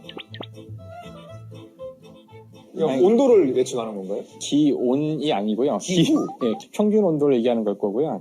지구 온난화 때문에 만들어 놓은 거라고 그러더라고요. 그 산업혁명 이후 온도가 얼마나 올랐나 굉장히 중요한 이슈가 되는데 1.5도 이상 올라가면은 우리 문명이 위기에 처한다고 생각하는 건데 이미 1.1도가 올랐어요. 이미. 그러니까 이제 많은 사람들이 이제 1.1도라 그러면 1도 오른 거 가지고 왜 이 난리를 치나 그러는데 지구 전체의 온도기 때문에 평균 온도기 때문에 지구 전체 평균 온도를 1도 정도 올리는데 필요한 에너지를 계산할 수 있는데요. 그 1도를 순전히 핵폭탄만으로 올리려면은 1초에 4개씩 핵폭탄을 터뜨리면 돼요. 지난 200년간. 그러면 그 온도를 만들 수 있거든요. 엄청난 거네요. 그러니까 그 정도의 온도가 올라간 거예요. 그러니까 인간이 만들어낸 이산화탄소가 지구에 들어온 태양 에너지를 계속 가둬두기 때문에 그런 거예요. 그래서 그 위기 상황을 넘어가면은 이제 티핑 포인트라 그러는데 그 다음부터는 이제 인간의 손을 떠나게 돼요. 기후가. 그 전까지는 이게 온도가 올라가다가도 노력을 하면은 다시 멈추거나 떨어뜨릴 수가 있는데 어느 순간을 지나가면 그때는 이제 더 이상 돌이킬 수가 없는. 그러니까 이게 지금부터 노력해야 된다라는 얘기를 들리더라고요. 그러니까 이게 기후 위기가 이게 참 어려운 게 이게 우리 모두가 다 더워서 죽는 게 아니라 더 큰 문제는 사실 기후 위기 그 자체보다도 어떤 지역이 막 가물어진다거나 먹을 게 없어지잖아요. 그러면 이제 전 지구적인 식량 위기나 이런 위기들이 올 텐데 혼란스럽게 되죠. 지금까지 역사를 보면은 이럴 때 전쟁이 일어나고 지금보다 훨씬 더 대규모의 난민이 생겼을 때 이제 끔찍한 지옥이 올 거라는 거죠. 이런 게 나는 먼 미래 얘기라고 생각을 했잖아요. 근데 우리 생에서 벌어질 일이잖아. 예. 1.5도 상승까지 0.4도씩 남았다고 했지 않습니까? 1.5도 지구의 평균 온도를 상승시키려고 한다면 200년 동안 핵무기가 1초에 4개씩 터져야 된다고 하는데 그런 일이 우리 시대에 발생하고 있다는 겁니다. 그리고 식량 위기가 올 것이다. 전쟁이 일어날 것이다. 끔찍한 지옥이 될 것이다. 이것이 우리 생애에 벌어질 일이라고 얘기를 한 겁니다. 여러분 성경이 꼭 아니다 할지라도요. 성경이 그러한 애언이 없다고 할지라도 세상은 더 이상 진행되기 어려운 상태입니다. 사실은 조금만 더 시간이 지나 보십시오. 10년만 지나 보십시오. 살기 어렵습니다. 더. 이런데도 우리가 넉넉고 살고 있다면은 세상 목적을 위해서 산다면은요. 바보죠, 바보. 여기서 또 퀴즈를 또 하나 내겠습니다. 왜 하나님은 마지막 때에 이 세상에 많은 재앙을 내리실까? 이유는요. 죄악이 가득 찬 이 세상은 사람들이 영원히 살 곳이 아니라는 것을 가르치시기 위해서입니다. 여러분 지금까지 우리는 이스라엘의 회복과 세상 끝의 징조를 봤습니다.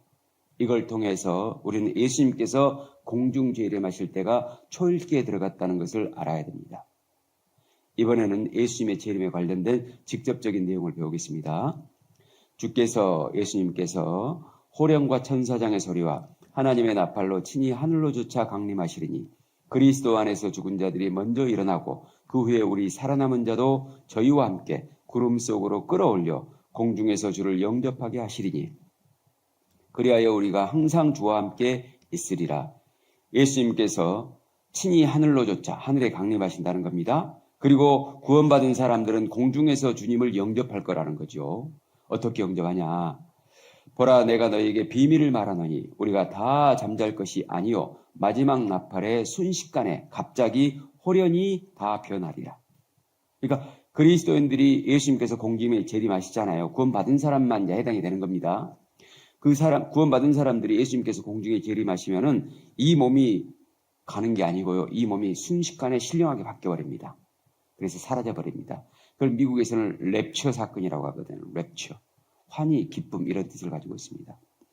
그런데 이 랩처 사건, 예수님께서 공중에 재림하시는 사건, 이걸 1900년 전에는 도저히 상상할 수 없는 과학적인 내용으로 말씀을 해주셨는데요. 이겁니다. 그때 두 사람이 밭에 있으며 하나는 데려감을 당하고 하나는 버려둠을 당할 것이요 두 여자가 매를 갈고 있음에 하나는 데려감을 당하고 하나는 버려둠을 당할 것이니라. 내가 너희에게 이르노니 그 밤에 두 남자가 한 자리에 누워 있음에 하나는 데려감을 당하고 하나는 버려둠을 당할 것이요. 이 당시에는 농경 사회였기 때문에 밭에서 일을 하고 있는 상황을 표현했기 때문에 낮의 상황이죠. 그리고 매를 갈고 있다고 하는 것은 맷돌질을 해서 곡식을 가루내서 그것을 이 떡을 만들어서 먹었거든요. 그러니까 식사 시간입니다. 아침, 점심, 저녁 시간이겠죠. 밤에 두 남자가 자리에 누워 있다고 하는 것은 자고 있는 상황이지 않습니까? 그러니까 요 밭, 매, 밤 이 세 가지가 어떤 의미를 가지고 있냐면요. 전 지구적인 상황을 얘기하는 것이죠. 어느 지구의 한 곳이 아침이면 어느 곳은 점심때일 거고 어떤 때는 저녁때일 거고 어떤 때는 밤일 거고 어떤 때는 새벽일 겁니다. 그러니까 지구가 둥글다는 것을 알아야만이 이 말씀을 할 수 있는 거예요. 1900년 전 말씀이니까. 창조주 하나님의 말씀이죠. 지구를 보면은 우리는 지금 밤이잖아요. 지구 저쪽 반대편은 낮입니다. 왜? 지구가 자전해서 달로부터 해가 가려졌기 때문에 그런 겁니다. 그러니까 예수님께서 공중에 재림하셔서 구원받은 그리스도인들을 데려가시는 사건은 랩처 사건은 전 세계 동시다발적으로 이루어질 거라는 겁니다. 일상생활 중에 자기도 모르게 사라지는 사건이 발생할 거라는 겁니다. 그러나 재림의 정확한 시점은 알 수가 없습니다. 같이 읽어볼까요? 그러나 그 날과 그때는 아무도 모르나니 하늘의 천사들도 아들도 모르고 오직 아버지만 아시느니라. 예수님께서 재림하시는 그 날과 그때는 아무도 모르는 겁니다. 하나님만 아셔요. 그러나 예수님의 재림의 그 즈음은 알 수 있도록 되어 있죠. 뭐였죠? 이스라엘의 회복, 그리고 징조, 이걸 통해서 예수님께서 재림하실 때가 우리 시대 아니겠냐 그 말이죠. 이스라엘이 회복됐지 않습니까? 예루살렘까지 지금 회복하려고 하는 상황이지 않습니까? 그리고 성경에 나오는 대로 예수님께서 재림하시는 징조들이 다 지금 이루어져 있잖아요. 그래서 여러분에게 가장 중요한 것이 구원이라고 하는 겁니다. 그래서 보라 지금은 은혜 받을 만한 때요. 보라 지금은 구원의 날이로다. 이 말씀을 드리는 겁니다. 지금 받으셔야 돼요. 지금. 여러분 혹시 오랫동안 말씀을 듣고도 구원 못 받으신 분들 한번 생각해 보세요. 그간 뭐가 있습니까? 사실. 구원 안 받고 세상에 적당히 다리 걸치고 사니까 좋았습니까? 아주 뜻깊습니까? 의미 있습니까? 후회되지 않습니까? 지금 받으셔야 됩니다. 지금. 이번 성경 강연의 기간 동안 나는 꼭 구원 받고 싶다는 마음으로 하나님께 간절히 기도하셔야 됩니다. 미국에서 만든 랩처 사건 영상을 하나 보여드리겠습니다. Christ is coming back for his church. The Bible says in Matthew chapter 24 verse 42, watch therefore, for you do not know the hour your Lord is coming. I want you to know, church, that Jesus Christ could come this month, or he might come next week, or he could even come.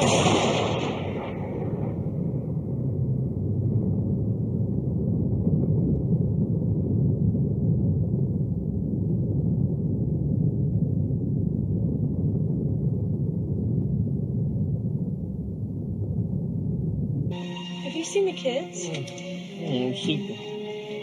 are they? Where are my kids? My baby! They haven't gone far. Please, just take your seat. Daddy, help me, please. Sit down and find them. Let me next. I'm not going next. Daddy, try and get a head count.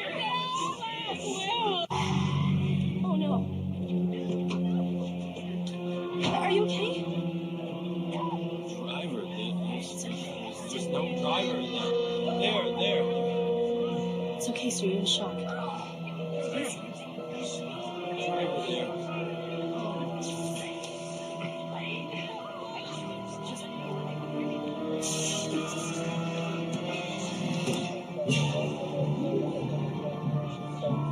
My baby!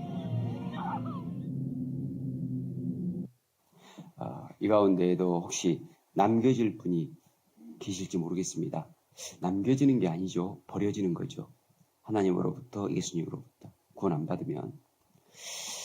예수님께서 공중에 재림하셔서 구원받은 사람들을 다 데리고 가시면은 이 세상에는 7년 기간 동안에 무서운 환란이, 큰 환란이 있게 될 거라는 것을 성경 다니엘서와 요한계시록에서 말씀하시거든요.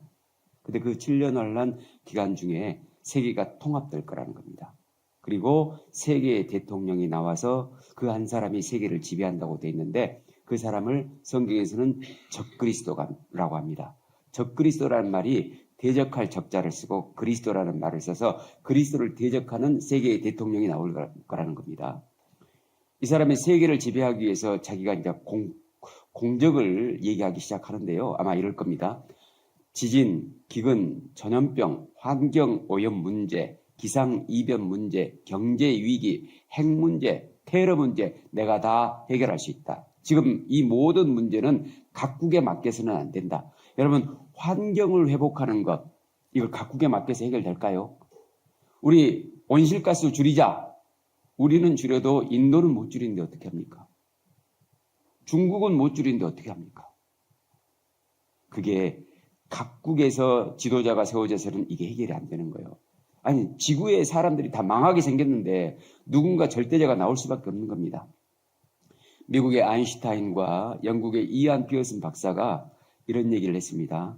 인공지능 로봇이 나오면 그걸 통해서 세계를 지배할 수 있다고 한 겁니다. 이스라엘의 히브리 대학교 유발 하라리 교수도 그 같은 주장을 했거든요. 첫날부터 방금까지의 내용을 역사 앰플을 통해서 한번 정리해봤습니다. 하나님께서 보시는 인류의 역사인데요. 영원부터 영원까지 계신 하나님께서는 세상을 시작하실 때에 아담을 만드셨잖아요. 그리고 아브라함이라는 한 사람을 선택하시는데 이 기간 동안을 양심대로 살아보라고 했기 때문에 양심시대라고 하고요. 그리고 아브라함 때부터 예수님이 오실 때까지의 시간을 이스라엘 백성들에게 율법을 주셨기 때문에 율법시대라고 하거든요. 율법을 통해서 하나님을 믿고 하나님으로부터 은혜를 입으라고 한 겁니다. 근데 실패했거든요. 양심시대도 실패하고 율법시대도 실패한 겁니다. 사람들이. 그리고 예수님께서 오셔서 십자가에 못 박아 죽으신 이후에 예수님께서 공중에 재림하실 때가 오는데 이때까지를 은혜로 말미암아 구원받는 시대라고 해서 은혜 시대라고 한 겁니다. 그러니까 내가 율법을 지켜서 내가 착한 일을 해서 구원받는 것이 아니고 오직 하나님의 은혜로 말미암아 구원받는 시대가 됐기 때문에 보라 지금은 은혜 받을 만한 때요 보라 지금은 구원의 날이로다 이 말씀을 하신 겁니다.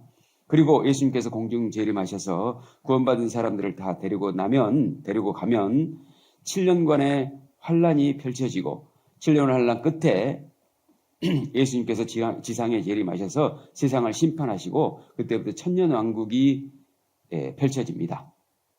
예수님께서 죽으신 이후부터 조금 더 자세히 설명하면 이렇습니다. 자, 예수님께서 십자가에 못 박히시고 공중 재림하실 때까지를 은혜시대라고 했잖아요.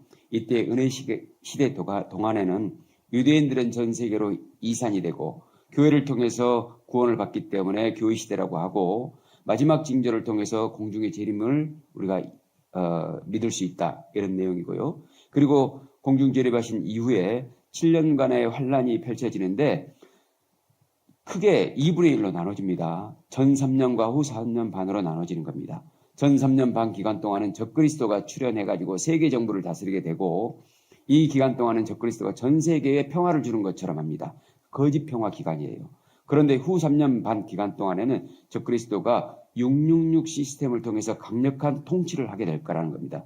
사람들을 그 통치하에 들어오지 않으면 무자비하게 죽입니다.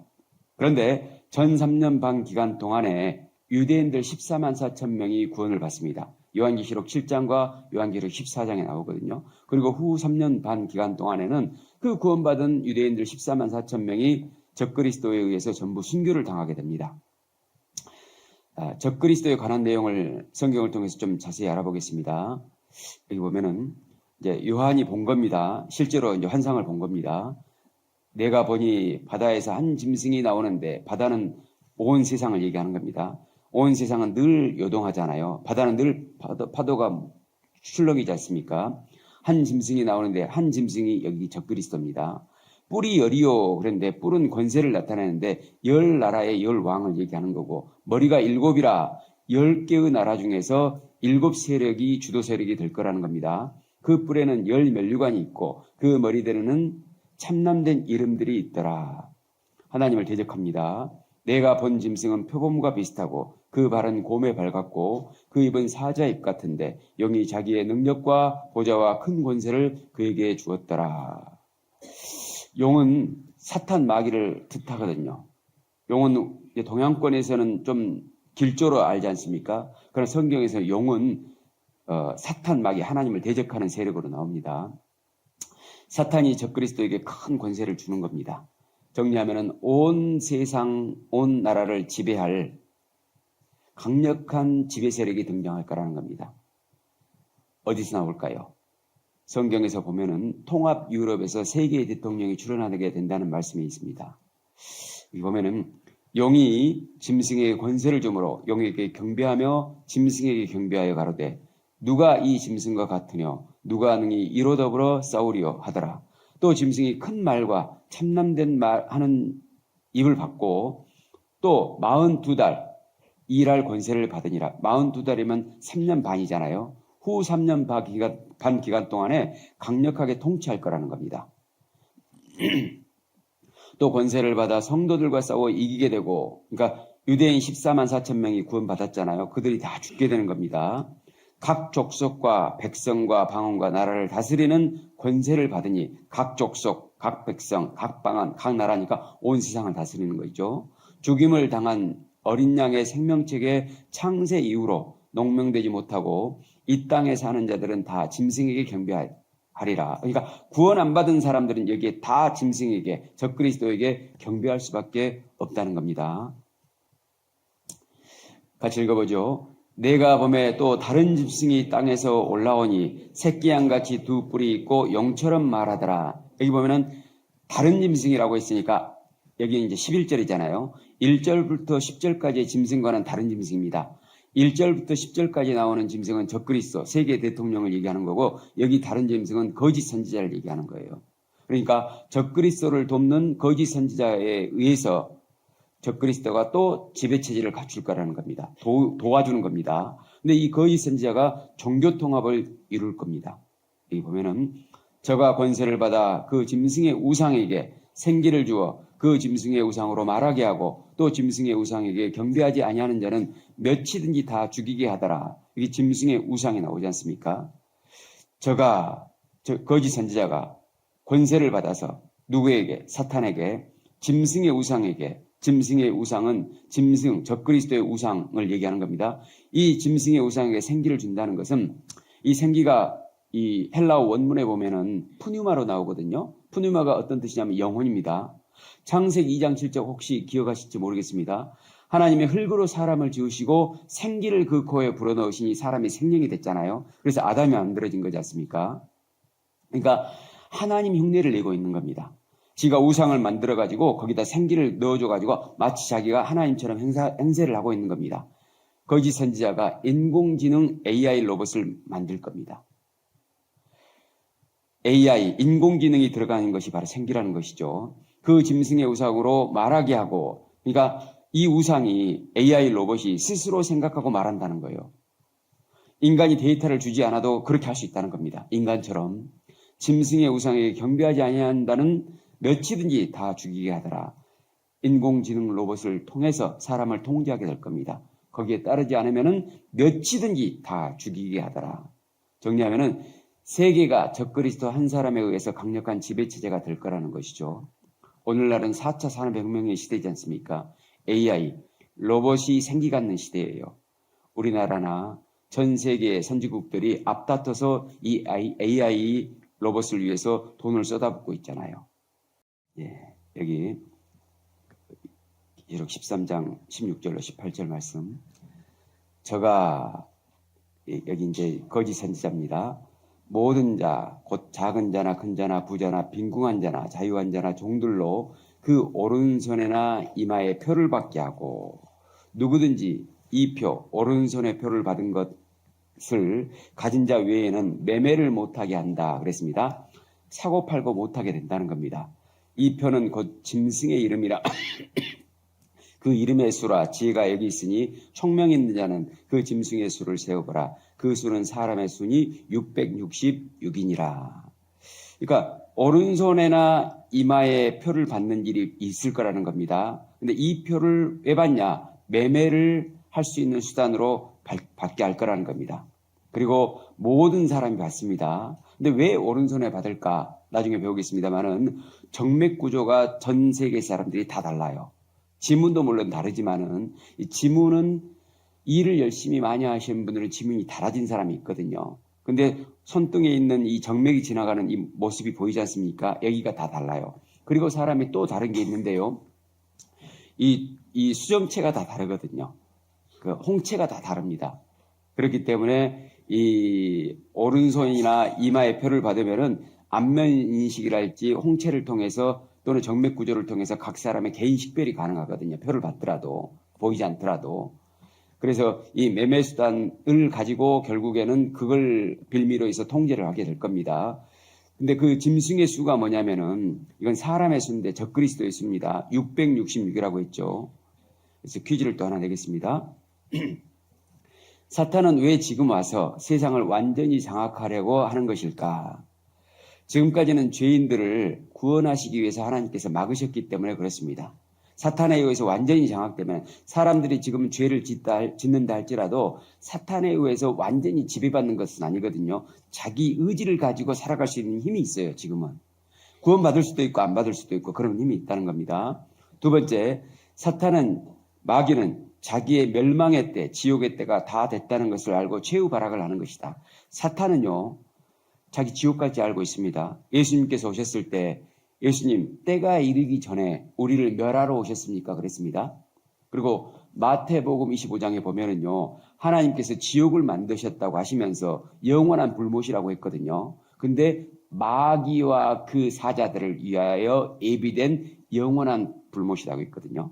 그러니까 사람을 지옥 보내기 위해서 만든 게 아니에요. 지옥은 사람 보내기 위해서 만든 게 아닙니다. 사탄을 위해서 만들어 놓은 겁니다. 사탄과 그 졸개들을 위해서. 그런데 사람이 하나님을 선택하지 않고 사탄을 선택하기 때문에 지옥에 따라가는 겁니다. 지금. 이게 온 세상이 하나가 됩니다. UN 있죠. United Nations. 정치적으로 세계를 통합할 수 있는 기구지 않습니까? 국제연합. 여기 보면은 이제 월드 릴리전 데이라고 했는데 세계 종교의 날입니다. 종교의 날. 원 가드 원 러브 그랬죠. 하나의 신, 하나의 사랑. 신은 오직 한 분밖에, 하나님밖에 안 계시잖아요. 그런데 신도 전 세계를 통합하자는 겁니다. 세계 모든 종교들도 통합하려는 준비가 돼가고 있습니다. 각 종교의 지도자들이 한 곳에 모였던 적이 있었는데요. 거기서 나온 말이 이겁니다.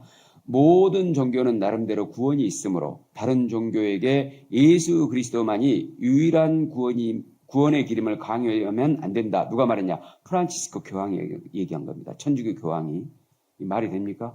성경에서 뭘 하겠습니까? 내가 곧 길이요 진리요 생명이니 나로 말미암지 않고는 아버지께로 올 자가 없다고 했습니다. 요한복음 14장에. 예수님만이 길이라고 했습니다. 하나님만 믿어야 된다고 했습니다. 그런데 다른 종교에도 그걸 강요하면 안 된다고. 이 사람이 교황이나 되는데 구원 받은 사람이니까? 구원 안 받았으니까 이런 말 하고 있는 겁니다, 지금. 구원이 여러분 쉬운 게 아닙니다. 경제 통합이 이루어질 수 있도록 경제적으로도 세계가 블록별로 나눠져 있습니다, 지금. 이걸 각 블록을 묶어버리면 하나의 경제권이 되는 것이죠. 경제 세계화는 돌이킬 수 없는 대세다. 경제 세계화를 위해서 가장 중요한 것은 아마 단일 화폐일 겁니다. 그래서 원 월드 머니라고 했잖아요. 온 세계의 돈을 다 하나로 뭉쳐야 된다는 겁니다. 우리나라는 원이라는 단위의 화폐를 쓰지 않습니까? 근데 미국은 달러를 쓰고 유럽은 유로를 쓰고 그다음에 중국은 위안을 쓰고 또 일본은 엔을 쓰고 멕시코, 페루 같은 경우는 페소를 쓰지 않습니까? 이 화폐를 통합해야 됩니다. 근데 이게 쉬운 일이겠습니까? 쉽지 않죠. 어떻게 하면 가능할까요? 전 세계 화폐를 디지털화해 버리면 됩니다. 디지털로 숫자를 맞춰버리면 되는 거예요. 그 대표적인 것이 비트코인이라고 할 수 있겠죠. 혹시 여러분도 비트코인 하고 계신 분 있습니까? 디지털 화폐잖아요, 이게. 자, 현금의 종말, 사생활이 발가벗겨진다 그랬죠. 디지털화 되잖아요. 그러면 666표를 오른손이나 이마에 받고 매매가 가능하다가 말입니다. 돈이 있는 곳에는 마음도 있을 수밖에 없잖아요. 앞으로는 세상이요, 인공지능 로봇이 사람을 대체하게 될 겁니다. 그래서 일자리가 많이 줄어들 수밖에 없어요. 지금도 줄어들고 있죠. 기계화돼 버리지 않습니까? 그래도 생산량은 예전보다 훨씬 많아지잖아요. 온 세상 사람들이 다 일하지 않아도 생산량은 훨씬 많아질 수 있습니다. 그렇게 해서 남는 돈으로 노는 사람들에게 기본소득을 준다고 한다면 서로 표받으려고 하겠어요? 안 하겠어요? 하지. 내가 돈을 못 버는데 표받으려고 하지. 돈 준다고 하는데 표 안 받을 사람이 누가 있냐 그 말입니다. 그래서 오른손이나 이마에 666표를 받게 한다는 겁니다. 정말 이게 가능할까? 사람들이 표 받는다고 하면 반발할 텐데 코로나19 때 봐보십시오. 백신 패스, 인센티브 준다고 하니까 휴대폰에다가 QR코드 받아가고 찍찍찍 하고 다녔지 않습니까? 처음에는 안 받는다고 난리했다가 666표를 받기 위한 그 준비가 어디까지 왔는지 보겠습니다. 여기 보면은요. 각국 중앙은행 디지털 화폐 도입 현황입니다. 한국, 미국, 중국, 일본, 영국, 유럽연합, 프랑스, 캐나다가 지금 디지털 화폐를 도입하고 있다는 겁니다. 우리나라도 지금 준비하고 있습니다. 한국은행에서 666표를 받을 수 있도록 미리 작업을 다 하고 있는 것이죠. 이건 초등학교 학생들 교과서인데요. 미래의 화폐 그랬는데요. 확대를 해보면은 미래의 화폐는 자 레이저 화폐가 될 것이다. 이마나 손에 전자칩을 달거나 표시를 해놓고 처리를 한다. 바코드 화폐, 바코드로 처리한다 그랬죠. 그러니까 지금 우리 어렸을 때만 해도 이런 얘기는 없었는데 요즘 학생들이 배우는 교과서에는 이런 얘기 나오는 것이죠. 자, 바코드가 뭐냐면은요. 바코드란 무엇인가? 세계 전 산업 공통 사용 기호인데 국제 표준형 열쇠자료로 구성되어 있는데 666표를 얘기하고 있는 겁니다. 666표. 666이 뭐냐면 시작할 때 컴퓨터가 읽을 때 시작이 6이고 중간 실행이 6이고 끝이 6이거든요. 그래서 666 시스템이라고 하는 겁니다. 컴퓨터 바코드 시스템을. 자, 그런데 이것이 눈에 보이지 않도록 아주 작은 칩으로 만들 수 있다는 겁니다. 꿈의 칩 RFID 본격 개발했는데 이 보이진 않지만은 뭔가 이렇게 마트 같은 데 가서 딱 계산하면은 찍찍 소리 나지 않습니까? 그것이 바로 RFID를 칩을 넣어가지고 사용하는 겁니다. 그런데 요즘에는요, 주민등록증이나 운전면허증을 가지고 다니지 않고 이 핸드폰에 넣어버리지 않습니까, 지금. 그리고 그거 다 이 과정입니다. 나중에는 오른손이나 이마에 넣을 수 있겠죠. 지금은 핸드폰에 넣었지만은. 그리고 RFID가요, 쌀알보다 훨씬 작습니다. 자, 이 보십시오. 손톱에 있는 거 엄청 작죠. 이 작은 것을 오른손이나 이마에 받게 한다는 것입니다. 왜 오른손이나 이마일까? 봤더니 이 홍채가요. 전 세계 사람들이 다 달라요. 오류가 없습니다. 손바닥 정맥이 또 다 달라요. 오류가 없습니다. 나머지는 본인 거부율이 다른 것보다 높다는 겁니다. 그래서 오른손이나 이마에 받을 수밖에 없다는 겁니다. 1900년 전에 어떻게 이런 얘기를 할 수가 있냐 그 말이죠. 정맥 홍채 얼굴로 인증한다. 내 몸이 곧 비밀번호가 될 것이라고 했죠. 자, 영상을 통해서 보겠습니다. 점원 없이 운영되는 무인 편의점이 국내에 등장했습니다. 손바닥을 갖다 대서 결제하는 핸드페이 방식이 도입됐는데요. 유통업계에 불고 있는 4차 산업혁명 바람, 이하린 기자가 취재했습니다. 서울 잠실에 새로 문을 연 편의점. 매장 어디에도 점원이 없습니다. 물건을 골라 계산대 위에 놓기만 하면 360도 스캔이 되기 때문에 상품 바코드 위치와 상관없이 자동으로 물건값이 계산됩니다. 결제를 할 때도 카드나 현금이 필요 없습니다. 정맥 인증, 핸드페이를 이용합니다. 무인 점포라 그래서 오늘 처음 사용을 해봤는데 일단은 매장도 신선하고 좋았고요. 편리한 것도 그렇고 정맥 인증이 생각보다 결제도 빠르고 되게 좋더라고요. 카드사의 정맥 인증 결제 서비스로 사람마다 다른 정맥의 혈관 굵기나 선명도, 모양 등을 이용해 본인 인증을 거치고 등록된 카드에서 결제되는 시스템입니다. 담배나 술을 살 때 필요한 성인 인증도 한꺼번에 해결되는 셈입니다. 실성을 높이기 위한 첨단 기술이 속속 도입되면서 매장은 진화에 진화를 거듭하고 있습니다. 유통업계의 이른바 4차 산업혁명이 불고 있는 겁니다. YTN 이하린입니다. 오른손이며 매매수단 맞죠? 이런 식으로 666표를 받게 되면은 인공지능 로봇이 사람을 통제할 수 있거든요. 자, 여기 인공지능의 시대가 온다 그랬는데 인공지능을 영어로 AI라고 하지 않습니까? AI 로봇에 의해서 세상을 지배할 수 있게 된다는 것이죠. 어떤 얘기냐면요, 그 AI라는 말이 인공지능이라는 말이 간단히 설명하면은 사람처럼 생각하고 판단할 수 있는 로봇이라는 뜻이에요. 사람은 자기가 선택하고 결정해서 행동할 수 있잖아요. 근데 원래 로봇이라고 하는 것은 사람이 데이터를 심어져 가지고 그 데이터에 의해서 움직이니까 사람의 지시를 받아야 되잖아요. 그런데 그 로봇이 지시를 받지 않고 자기 마음대로 할 수 있다는 겁니다.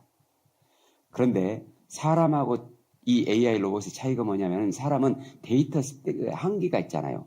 1시간 공부하고 나면 좀 쉬어줘야 되잖아요. 또 잠도 자야 되잖아요. 그러나 AI 로봇은 그 데이터 습득에 한계가 없다는 겁니다. 인간을 훨씬 능가하는 능력을 갖게 되는 것이죠.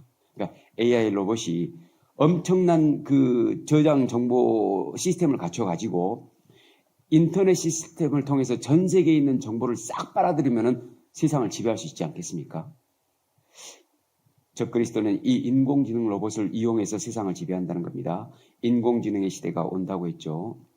양자 컴퓨터와 인공지능은 그랬는데 양자 컴퓨터가 나와가지고 인공지능이 훨씬 더 강력한 시스템을 갖추게 된 겁니다.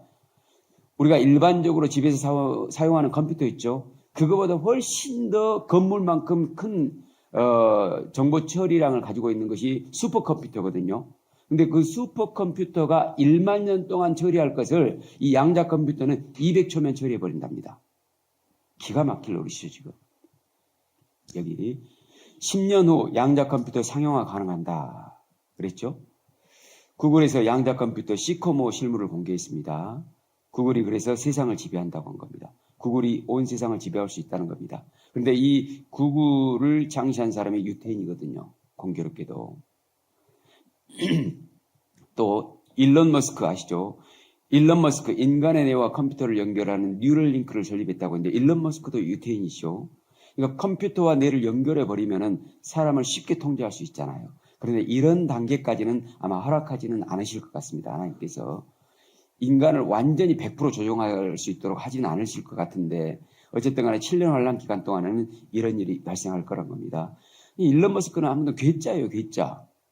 일반인이 아니죠. 일론 머스크의 뉴럴링크, 인간의 뇌와 컴퓨터를 연결한다.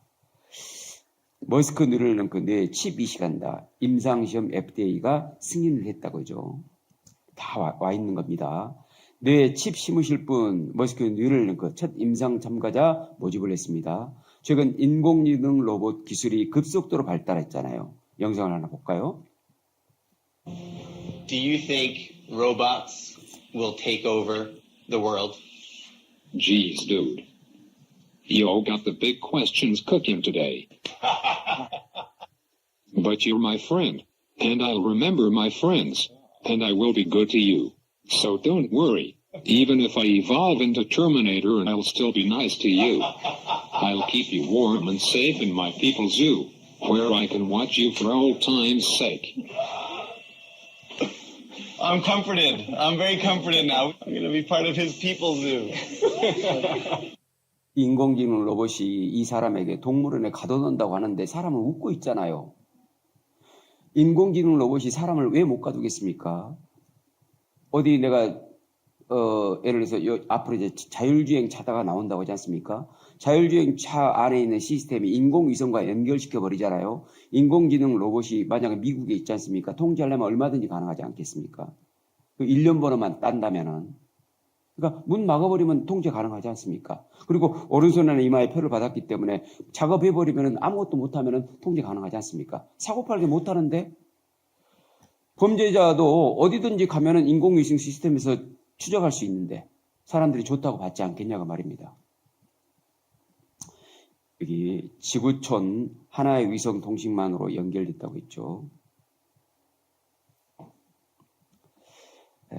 700km 상공서도 손바닥도 감시할 수 있다고 했는데 손금 보듯 세계를 장악하고 있다는 겁니다. 그런데 실질적으로 이런 인공지능 로봇을 숭배하는 사람들이 나오기 시작한 겁니다. 이렇게 일본에서도 이런 사람들이 나타나기 시작했습니다. 이제 남은 시간 오늘 마지막 주제인 핵전쟁에 대해서 좀 배우겠습니다.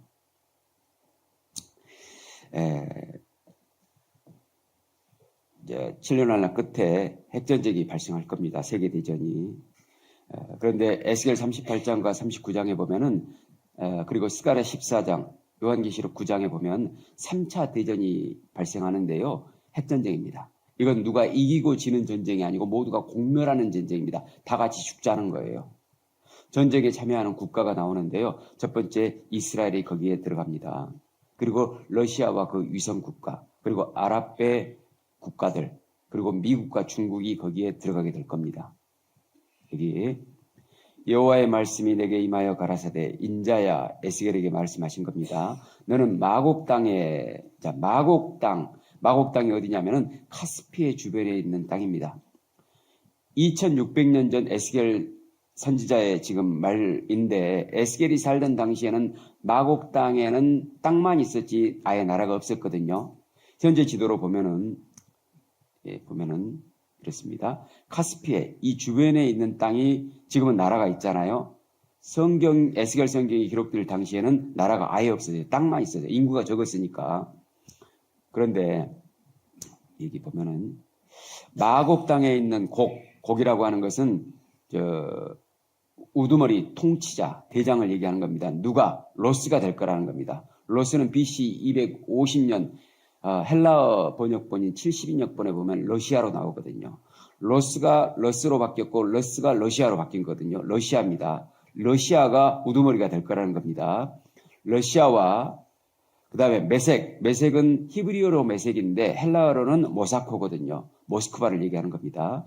두발 왕에게로 얼굴을 향하고 두발 왕은 바로 러시아입니다. 러시아. 서시베리아에 있는 토볼스크라는 도시 이름이거든요. 얼굴을 향하고 그를 쳐서 에어나에 이르기를 주 여호와의 말씀에 로스와 메색과 두발왕 고가 러시아야 그 말이죠. 내가 너를 대적하여 그랬습니다. 자, 그러니까 로스 메색 두발왕은 러시아를 말하고 에스겔서는 2600년 전 말씀인데 그러면 2600년 전에 러시아가 과연 있었냐 그 말입니다. 러시아라는 그 단어조차 있었냐 그 말입니다. 자, 그러면은 2600년 전 상황을 한번 생각해 보겠습니다. 우리는 지금 2024년에 살고 있잖아요. 예수님이 오신 지 2024년 됐다는 겁니다. 그러면 아까 마곡 땅에는 언제 사람이 등장하기 시작했냐면요. 지금부터 1300년 전인 8세기경 그리고 9세기 초예요. 슬라브족하고 써드리겠습니다. 슬라브족하고 북유럽 방랑족인 바랑고이족이 있었습니다. 이것은 이제 나중에 인터넷 같은 데 찾아보시면 됩니다. 바랑고이족이 군데군데 그 마곡 땅 카스피해 주변에 모여 살고 있었습니다. 그러니까 모여 살고 있었는데 스테베 유목민들이 이들을 계속해서 공격해서 탈취를 해간 겁니다. 그래서 이 사람들이 완전히 결집을 하게 된 거예요. 그러면서 자기들을 뭐라고 했냐면 로스라고 한 겁니다. 로스라는 말이 이때 처음 나온 거예요. 그런데 에스겔은 BC 600년 전에 이미 러시아를 얘기하고 있는 겁니다. 로스는 이때 나왔는데 그리고 그 위에는 나라가 없었잖아요. 그리고 얼마 전까지만 해도 구소련이었지 러시아가 아니었잖아요. 그런데 고르바초프가 시장 경제를 받아들이면서 결국에는 러시아로 국호를 또 바꾸지 않습니까? 그러니까 지금 우리 시대에 러시아가 등장하고 있다는 겁니다. 보면은요, 러시아를 돌이켜 갈고리로 내 아가리를 깨고, 그러니까 기어코 끌고 와서 전쟁에 참여할 수밖에 없도록 한다는 겁니다. 하나님께서.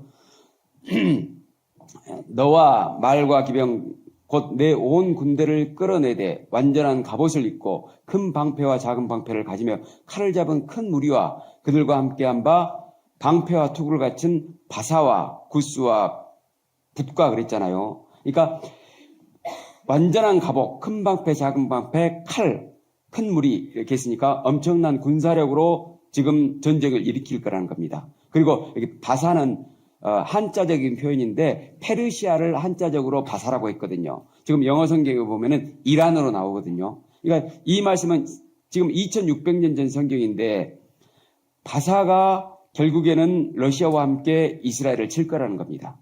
그런데 이 페르시아가 원래는 지금 이제 이란으로 국호를 바꿨지만 1935년 이란으로 국호를 개명했는데요. 본래 친미 국가였습니다. 그래서 1948년 5월 14일 날 이스라엘이 독립을 할 때 아랍 세력 중에서 가장 먼저 오케이를 했습니다. 이스라엘 독립 지지했거든요. 그러니까 친미 친이스라엘 국가였어요. 근데 친미 친이스라엘 국가가 지금은 이스라엘을 대적하는 국가로 바뀐 겁니다. 그래야지만이 러시아와 함께 이스라엘 치거든요. 그래야지만이 3차 대전이 일어나는 거거든요. 어떻게 해서 바뀐 거냐면요. 1979년에 호메이니가 팔레비 왕조를 몰아내고 친러 국가로 그때 바꿔버린 거거든요. 이란에게는요.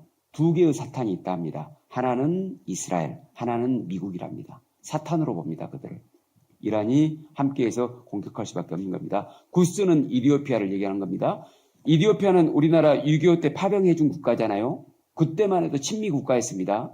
그런데 친러 국가로 지금 바뀌어 있습니다. 그 다음에 리비아를 얘기합니다. 친러 국가입니다. 고멜은 벨라루스에 있는 제2의 도시인데 얼마 전 러시아에서 이 고멜에다가 전술핵을 비치한다고 했잖아요. 그러니까 우크라이나하고 전쟁하면서 전술핵 비치한다고 했거든요. 그리고 극한 북방의 도갈모 적속 튀르키예, 터키입니다. 터키가 러시아하고 또 연대가 되어 있다는 걸 아실 겁니다. 그 모든 때 곧 많은 백성의 무리를 너와 함께 끌어내리라. 자, 여기 보시죠. 고멜, 벨라루스에 있는 도시입니다. 그 옆에 오른쪽에 러시아가 있죠. 그 다음에 또 여섯째가 그 대접을 큰 강 유브라데의 소돔에 강물이 말라서 동방에서 오는 왕들의 길, 동방에서 오는 왕들, 중국입니다. 중국 외에 또 여러, 북한도 들어가겠죠. 북한에서 러시아에 지금 군사 파견한 거 아시죠? 그래가지고, 우크라이나 젤렌스키 대통령이 북한은 지금, 이 전쟁에 참전했다고 보지 않습니까? 예비되더라. 그랬습니다. 이 중국이 원래는 그렇게, 세계에서 강한 나라가 아니었잖아요. 1840년부터 1860년까지 아편전쟁이 있었지 않습니까? 그때 영국한테 홍콩 뺏기잖아요. 그리고 청일전쟁이 1894년부터 1895년까지 1년간 청일전쟁이 있었을 때에 만주 뺏겼잖아요. 일본한테. 그렇게 약했습니다. 그런데 지금 미국과 견주잖아요. 최근 중국이 미국과 패권전쟁을 다투고 있습니다. 경제력이 많이 올라왔거든요. 그리고 군사력이 아주 세졌거든요. 대만 먹겠다고 하지 않습니까? 러시아와 군사 경제적으로 동맹을 맺고 있는 나라가 바로 이 중국입니다. 이스라엘을 함께 치는 거죠. 여러 날 후 곧 말년에 내가 명령을 받고 그 땅 곧 오래 황무했던 이스라엘 산에 이르리니 이스라엘을 치는 겁니다.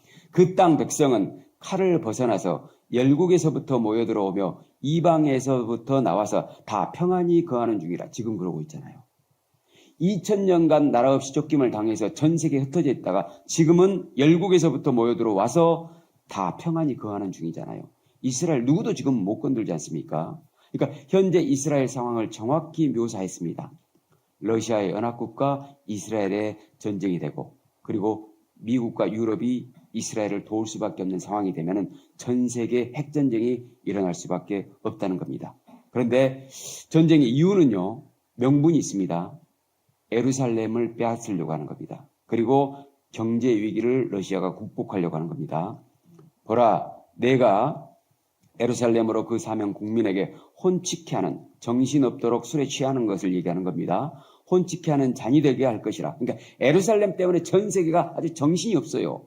예루살렘 문제가 아주 이게 복잡합니다. 거기 조그만 땅인데 한 도시에 불과한데 그것 때문에 전 세계가 난린 겁니다. 지금. 예루살렘이 에워싸일 때에 유다에까지 미치리라. 2500년 전 말씀입니다. 물건을 겁탈하며 노력하리라 하고 내 손을 들어서 황무하였다가 지금 사람이 거처하는 땅과 열국 중에서 모여서 짐승과 재물을 놓고 세상 중앙에 거하는 백성을 치고자 할 때에, 그러니까 경제 문제가 발단이 되는 것이죠. 세계 최고 부자 나라가 이스라엘이잖아요. 유태인이잖아요. 이 이스라엘을 쳐서 경제권을 장악하려는 목적을 가지게 될 겁니다. 그리고 세상 중앙이 2600년 전에 어딘지 어떻게 합니까? 그런데 세상 중앙 이스라엘을 정확히 얘기한 거잖아요. 지중해 아시죠? 세상 중앙에 있는 바다, 그 오른쪽이 이스라엘이거든요. 그 세상 중앙은 바로 이스라엘입니다. 왜 하나님께서 세상 중앙을 이스라엘을 거기다 두셨을까요? 전 세계 사람 보라고. 이스라엘을 보고 하나님 계신 거 믿고 이스라엘 보고 하나님을 통해서 구원받으라 그 말입니다. 여러분 권투를 하면 복싱을 하면은요 뭐 UFC죠. KFC가 아니고 UFC를 하면은 그 경기 그 장을 가운데다 만듭니까? 저 끝에다 만듭니까?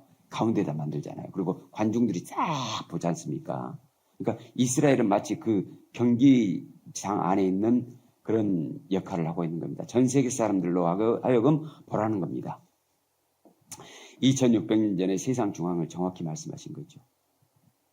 세상 마지막 전쟁입니다. 이것이 7년 환란 끝에 일어날 일입니다. 구원받은 사람은 사실 상관없는 얘기입니다. 이것이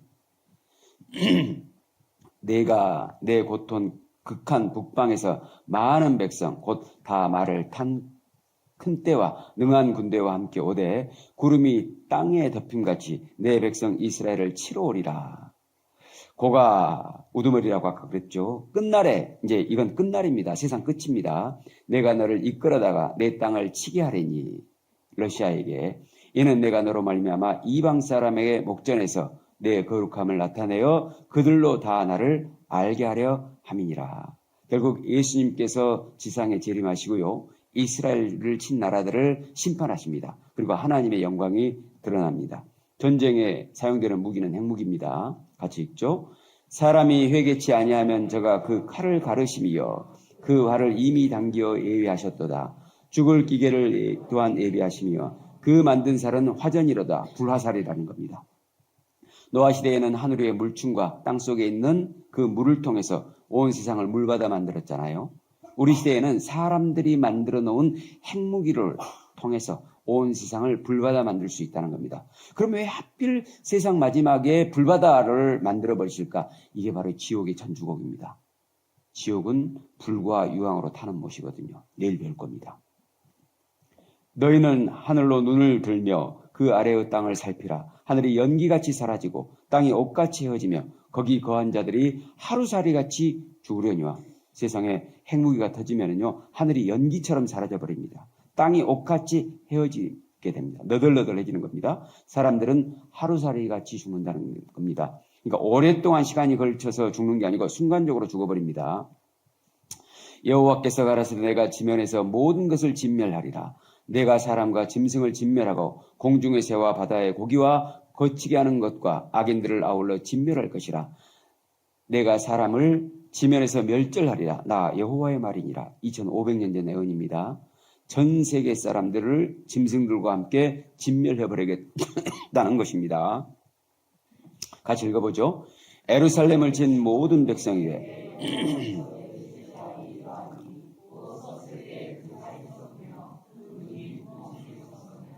그 혀가 입속에서 썩을 것이요.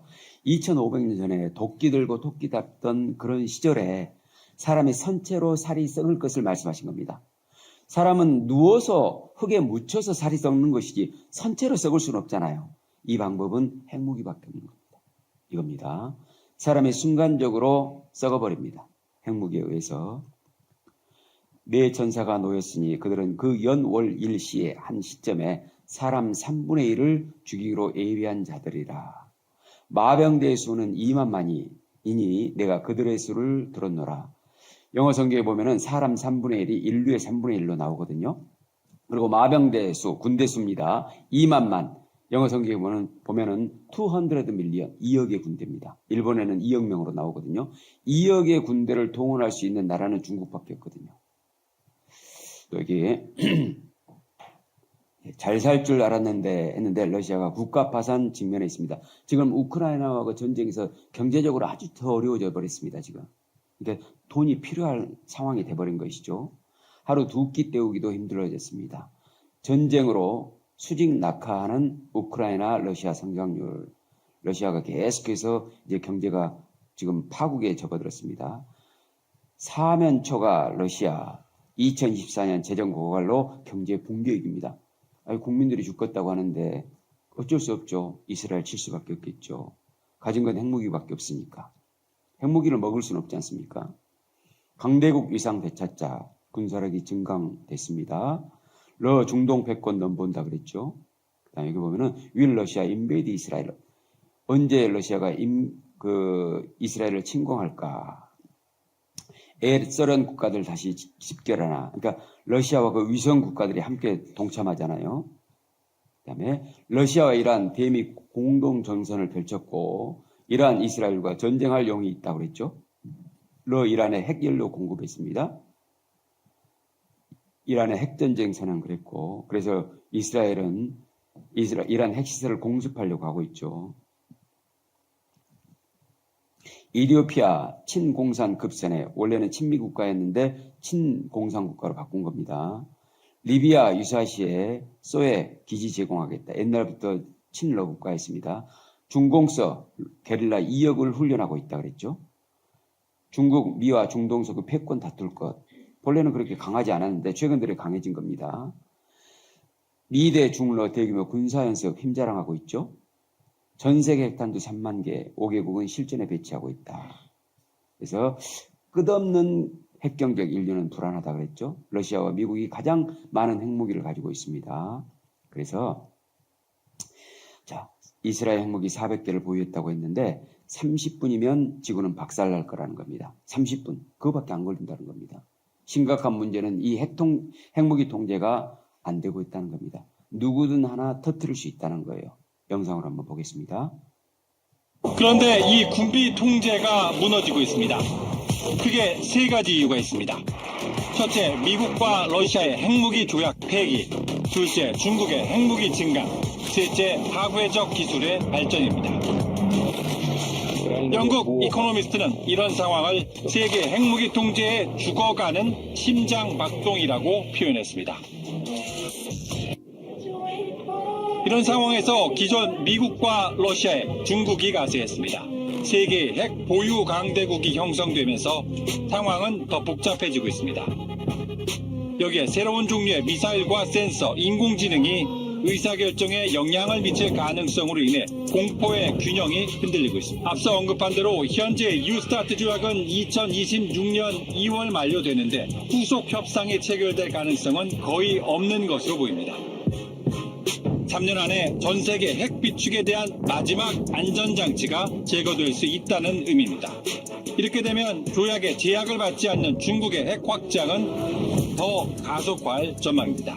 연쇄 반응으로 중국과 국경 분쟁이 해결되지 않은 인도 역시 핵탄두 비축량을 늘려야 할 필요성을 느낄 수 있습니다. 현재 인도는 160개 이상 핵탄두를 보유한 것으로 추정됩니다. 인도가 핵탄두를 늘리면 파키스탄 역시 핵탄두를 증강할 수 있습니다. 우리에겐 무엇보다 북한의 핵무기 증강이 걱정입니다.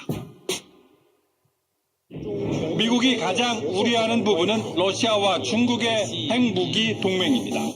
푸틴과 시진핑이 제한 없는 우정을 선언한 상황에서 가장 신경 쓰이는 부분입니다. 미국 과학자연맹은 현재 미국에 배치된 전략탄두가 1670개인데 미국은 몇 년 안에 약 3570개를 배치할 수 있는 반면 러시아는 2629개를 배치할 수 있다고 계산합니다. 실제로 미국은 새로운 지상, 공중, 해상 시스템으로 핵 트라이앵글을 모두 현대화하느라 바쁘게 움직이고 있습니다. 암묵적인 목표는 핵 산업 기반을 증강해 미래에 필요할 경우 더 많은 무기를 생산하는 것입니다. 일부 전문가들은 내년 미국 대선에서 트럼프가 대통령이 되면 강대국들이 핵무기 실험을 재개할 수 있다고 우려합니다. 핵무기 확장이 두려운 이유는 컴퓨터 칩과 인공지능 등 첨단 기술의 발전 때문입니다. 대표적인 사례가 극초음속 미사일입니다. 극초음속 미사일은 탄도미사일보다 탐지하기도 어렵고 격추하기는 더 어렵습니다. 컴퓨터 센서, 다시 말해 반도체 칩의 정확도 향상으로 기습 공격에 대한 우려도 커지고 있습니다. 여기에 인공지능의 확산은 컴퓨터가 핵 전쟁을 어디까지 수행할 수 있는지에 대한 의문을 제기합니다. 미국, 영국, 프랑스는 핵무기 사용과 관련해서는 항상 사람이 개입해야 한다는 규범을 추진해왔습니다. 하지만 인공지능이 의사결정에 도움을 줄 수 있는 부분까지 금지하지는 않고 있습니다. 원자폭탄의 아버지 로버트 오펜하이머는 생전 나는 세계의 파괴자, 죽음이 되었다라는 말을 남겼습니다. 핵무기가 가져올 수 있는 파괴력과 그것이 인류에게 그칠 영향에 대한 깊은 회한과 자아 성찰을 담고 있는 말입니다. 어쩌면 우리는 지금 핵 균형의 변곡점에 서 있을지 모릅니다. 문제는 인류가 새로운 핵 악몽에 직면했을 때 스스로를 구할 수 있는 힘이 여전히 남아 있는지 여부입니다. 핵무기 통제가 불가능한 상황이다. 러시아와 중국의 핵무기 동맹을 이루고 있다. 인공지능이 의사결정에 영향을 미치고 있다는 겁니다. 인공지능은 누가 사용하는 것이죠? 적그리스도가. 세계의 대통령. 마지막 전쟁 끝에, 이 핵전쟁 끝에 예수님께서 지상에 재림하시거든요. 그리고 심판해 버리십니다. 그게 바로 세계대전이다 그 말입니다. 그리고 인류는 다 공멸하는 겁니다. 시작할 때 제가 생선회를 대접해 드려서 여러분들이 말씀을 잘 들으신 것 같습니다.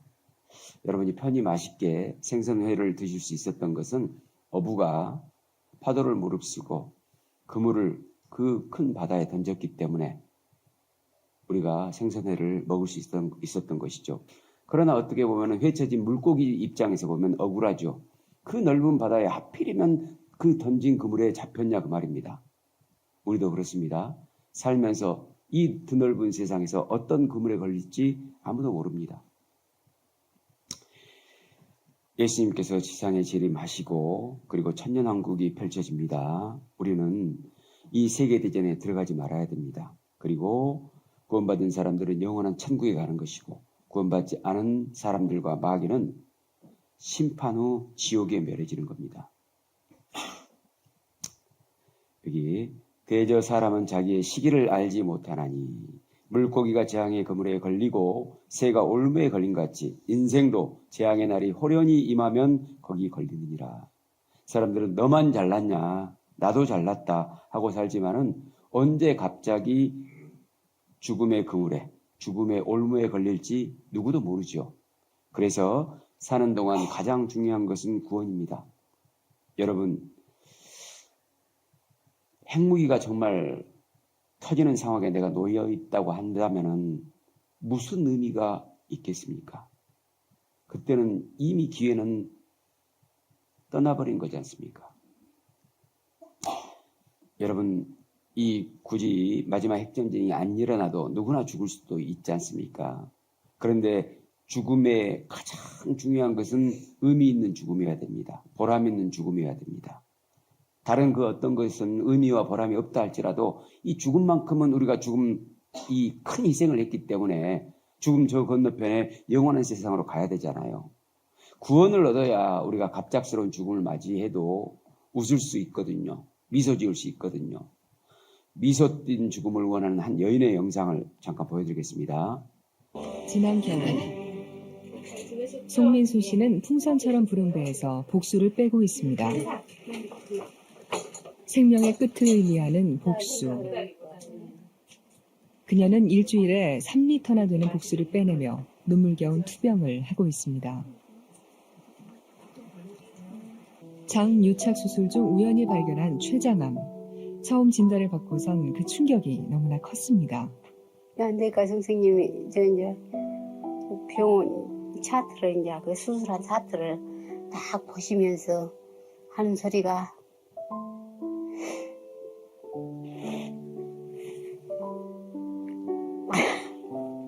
말기 암이라고 저한테 발작을 해주더라고. 그러면서 3개월에서 6개월이라고 저한테 그렇게 간청을 하더라고요. 저도 그때서 처음으로 얘기를 들었죠. 다 누구한테도 있는 것은 없는 거인데 내가 이것을 너무나 대비를 안 했구나. 누구한테나 건강하다가 갑자기 병은 오는 것인데 우리는 그 한 가닥 그 하루를 모른 인생을 살았구나. 나에게 조금만이라도 생명을 주시면 정말. 그녀에게 오늘은 늘 마지막 순간입니다. 주어진 시간을 허투루 받아들이지 않습니다. 어느 틈엔가 저만치 죽음이 성큼 다가옴을 느낍니다.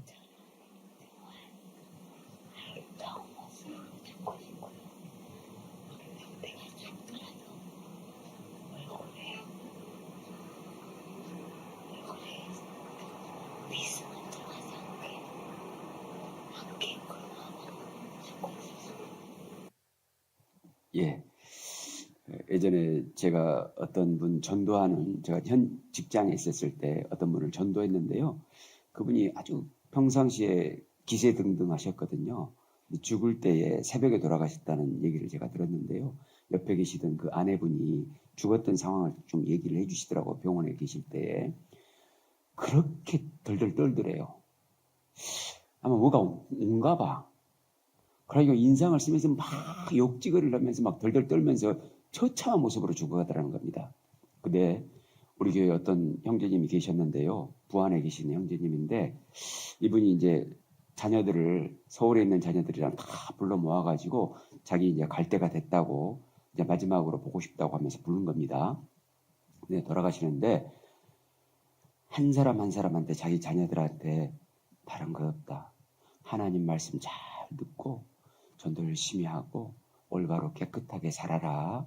이 말 한마디 하더라는 겁니다. 그리고 돌아가시는데 얼굴이 그렇게 평온하더라는 겁니다. 천사가 받들어 모시고 갔던 모양입니다. 여러분, 죽음에서 미소를 띠려면 구원받아야 됩니다. 여러분, 태어나서 최고가 된다면 아마 대통령일 것 아닙니까? 그러면 대통령들은 죽을 때 미소 띌까요? 아니면 덜덜 떨까요? 여태 대통령들 다 지금 이 세상을 떠났지 않습니까? 먼저 초대 대통령 이승만 씨도, 윤보선, 박정희, 최규화, 전두환, 노태우, 김영삼, 김대중, 노무현 다 떠났지 않습니까? 누구에게나 찾아올 죽음이라고 했습니다. 미소 띈 죽음을 우리가 맞이해야 될 것 아닙니까? 여기 김대중 대통령 돌아가셨잖아요. 저는 김대중 대통령을 실제로 만났거든요. 참 점잖으신 분이었습니다. 김영삼 대통령 돌아가셨지 않습니까?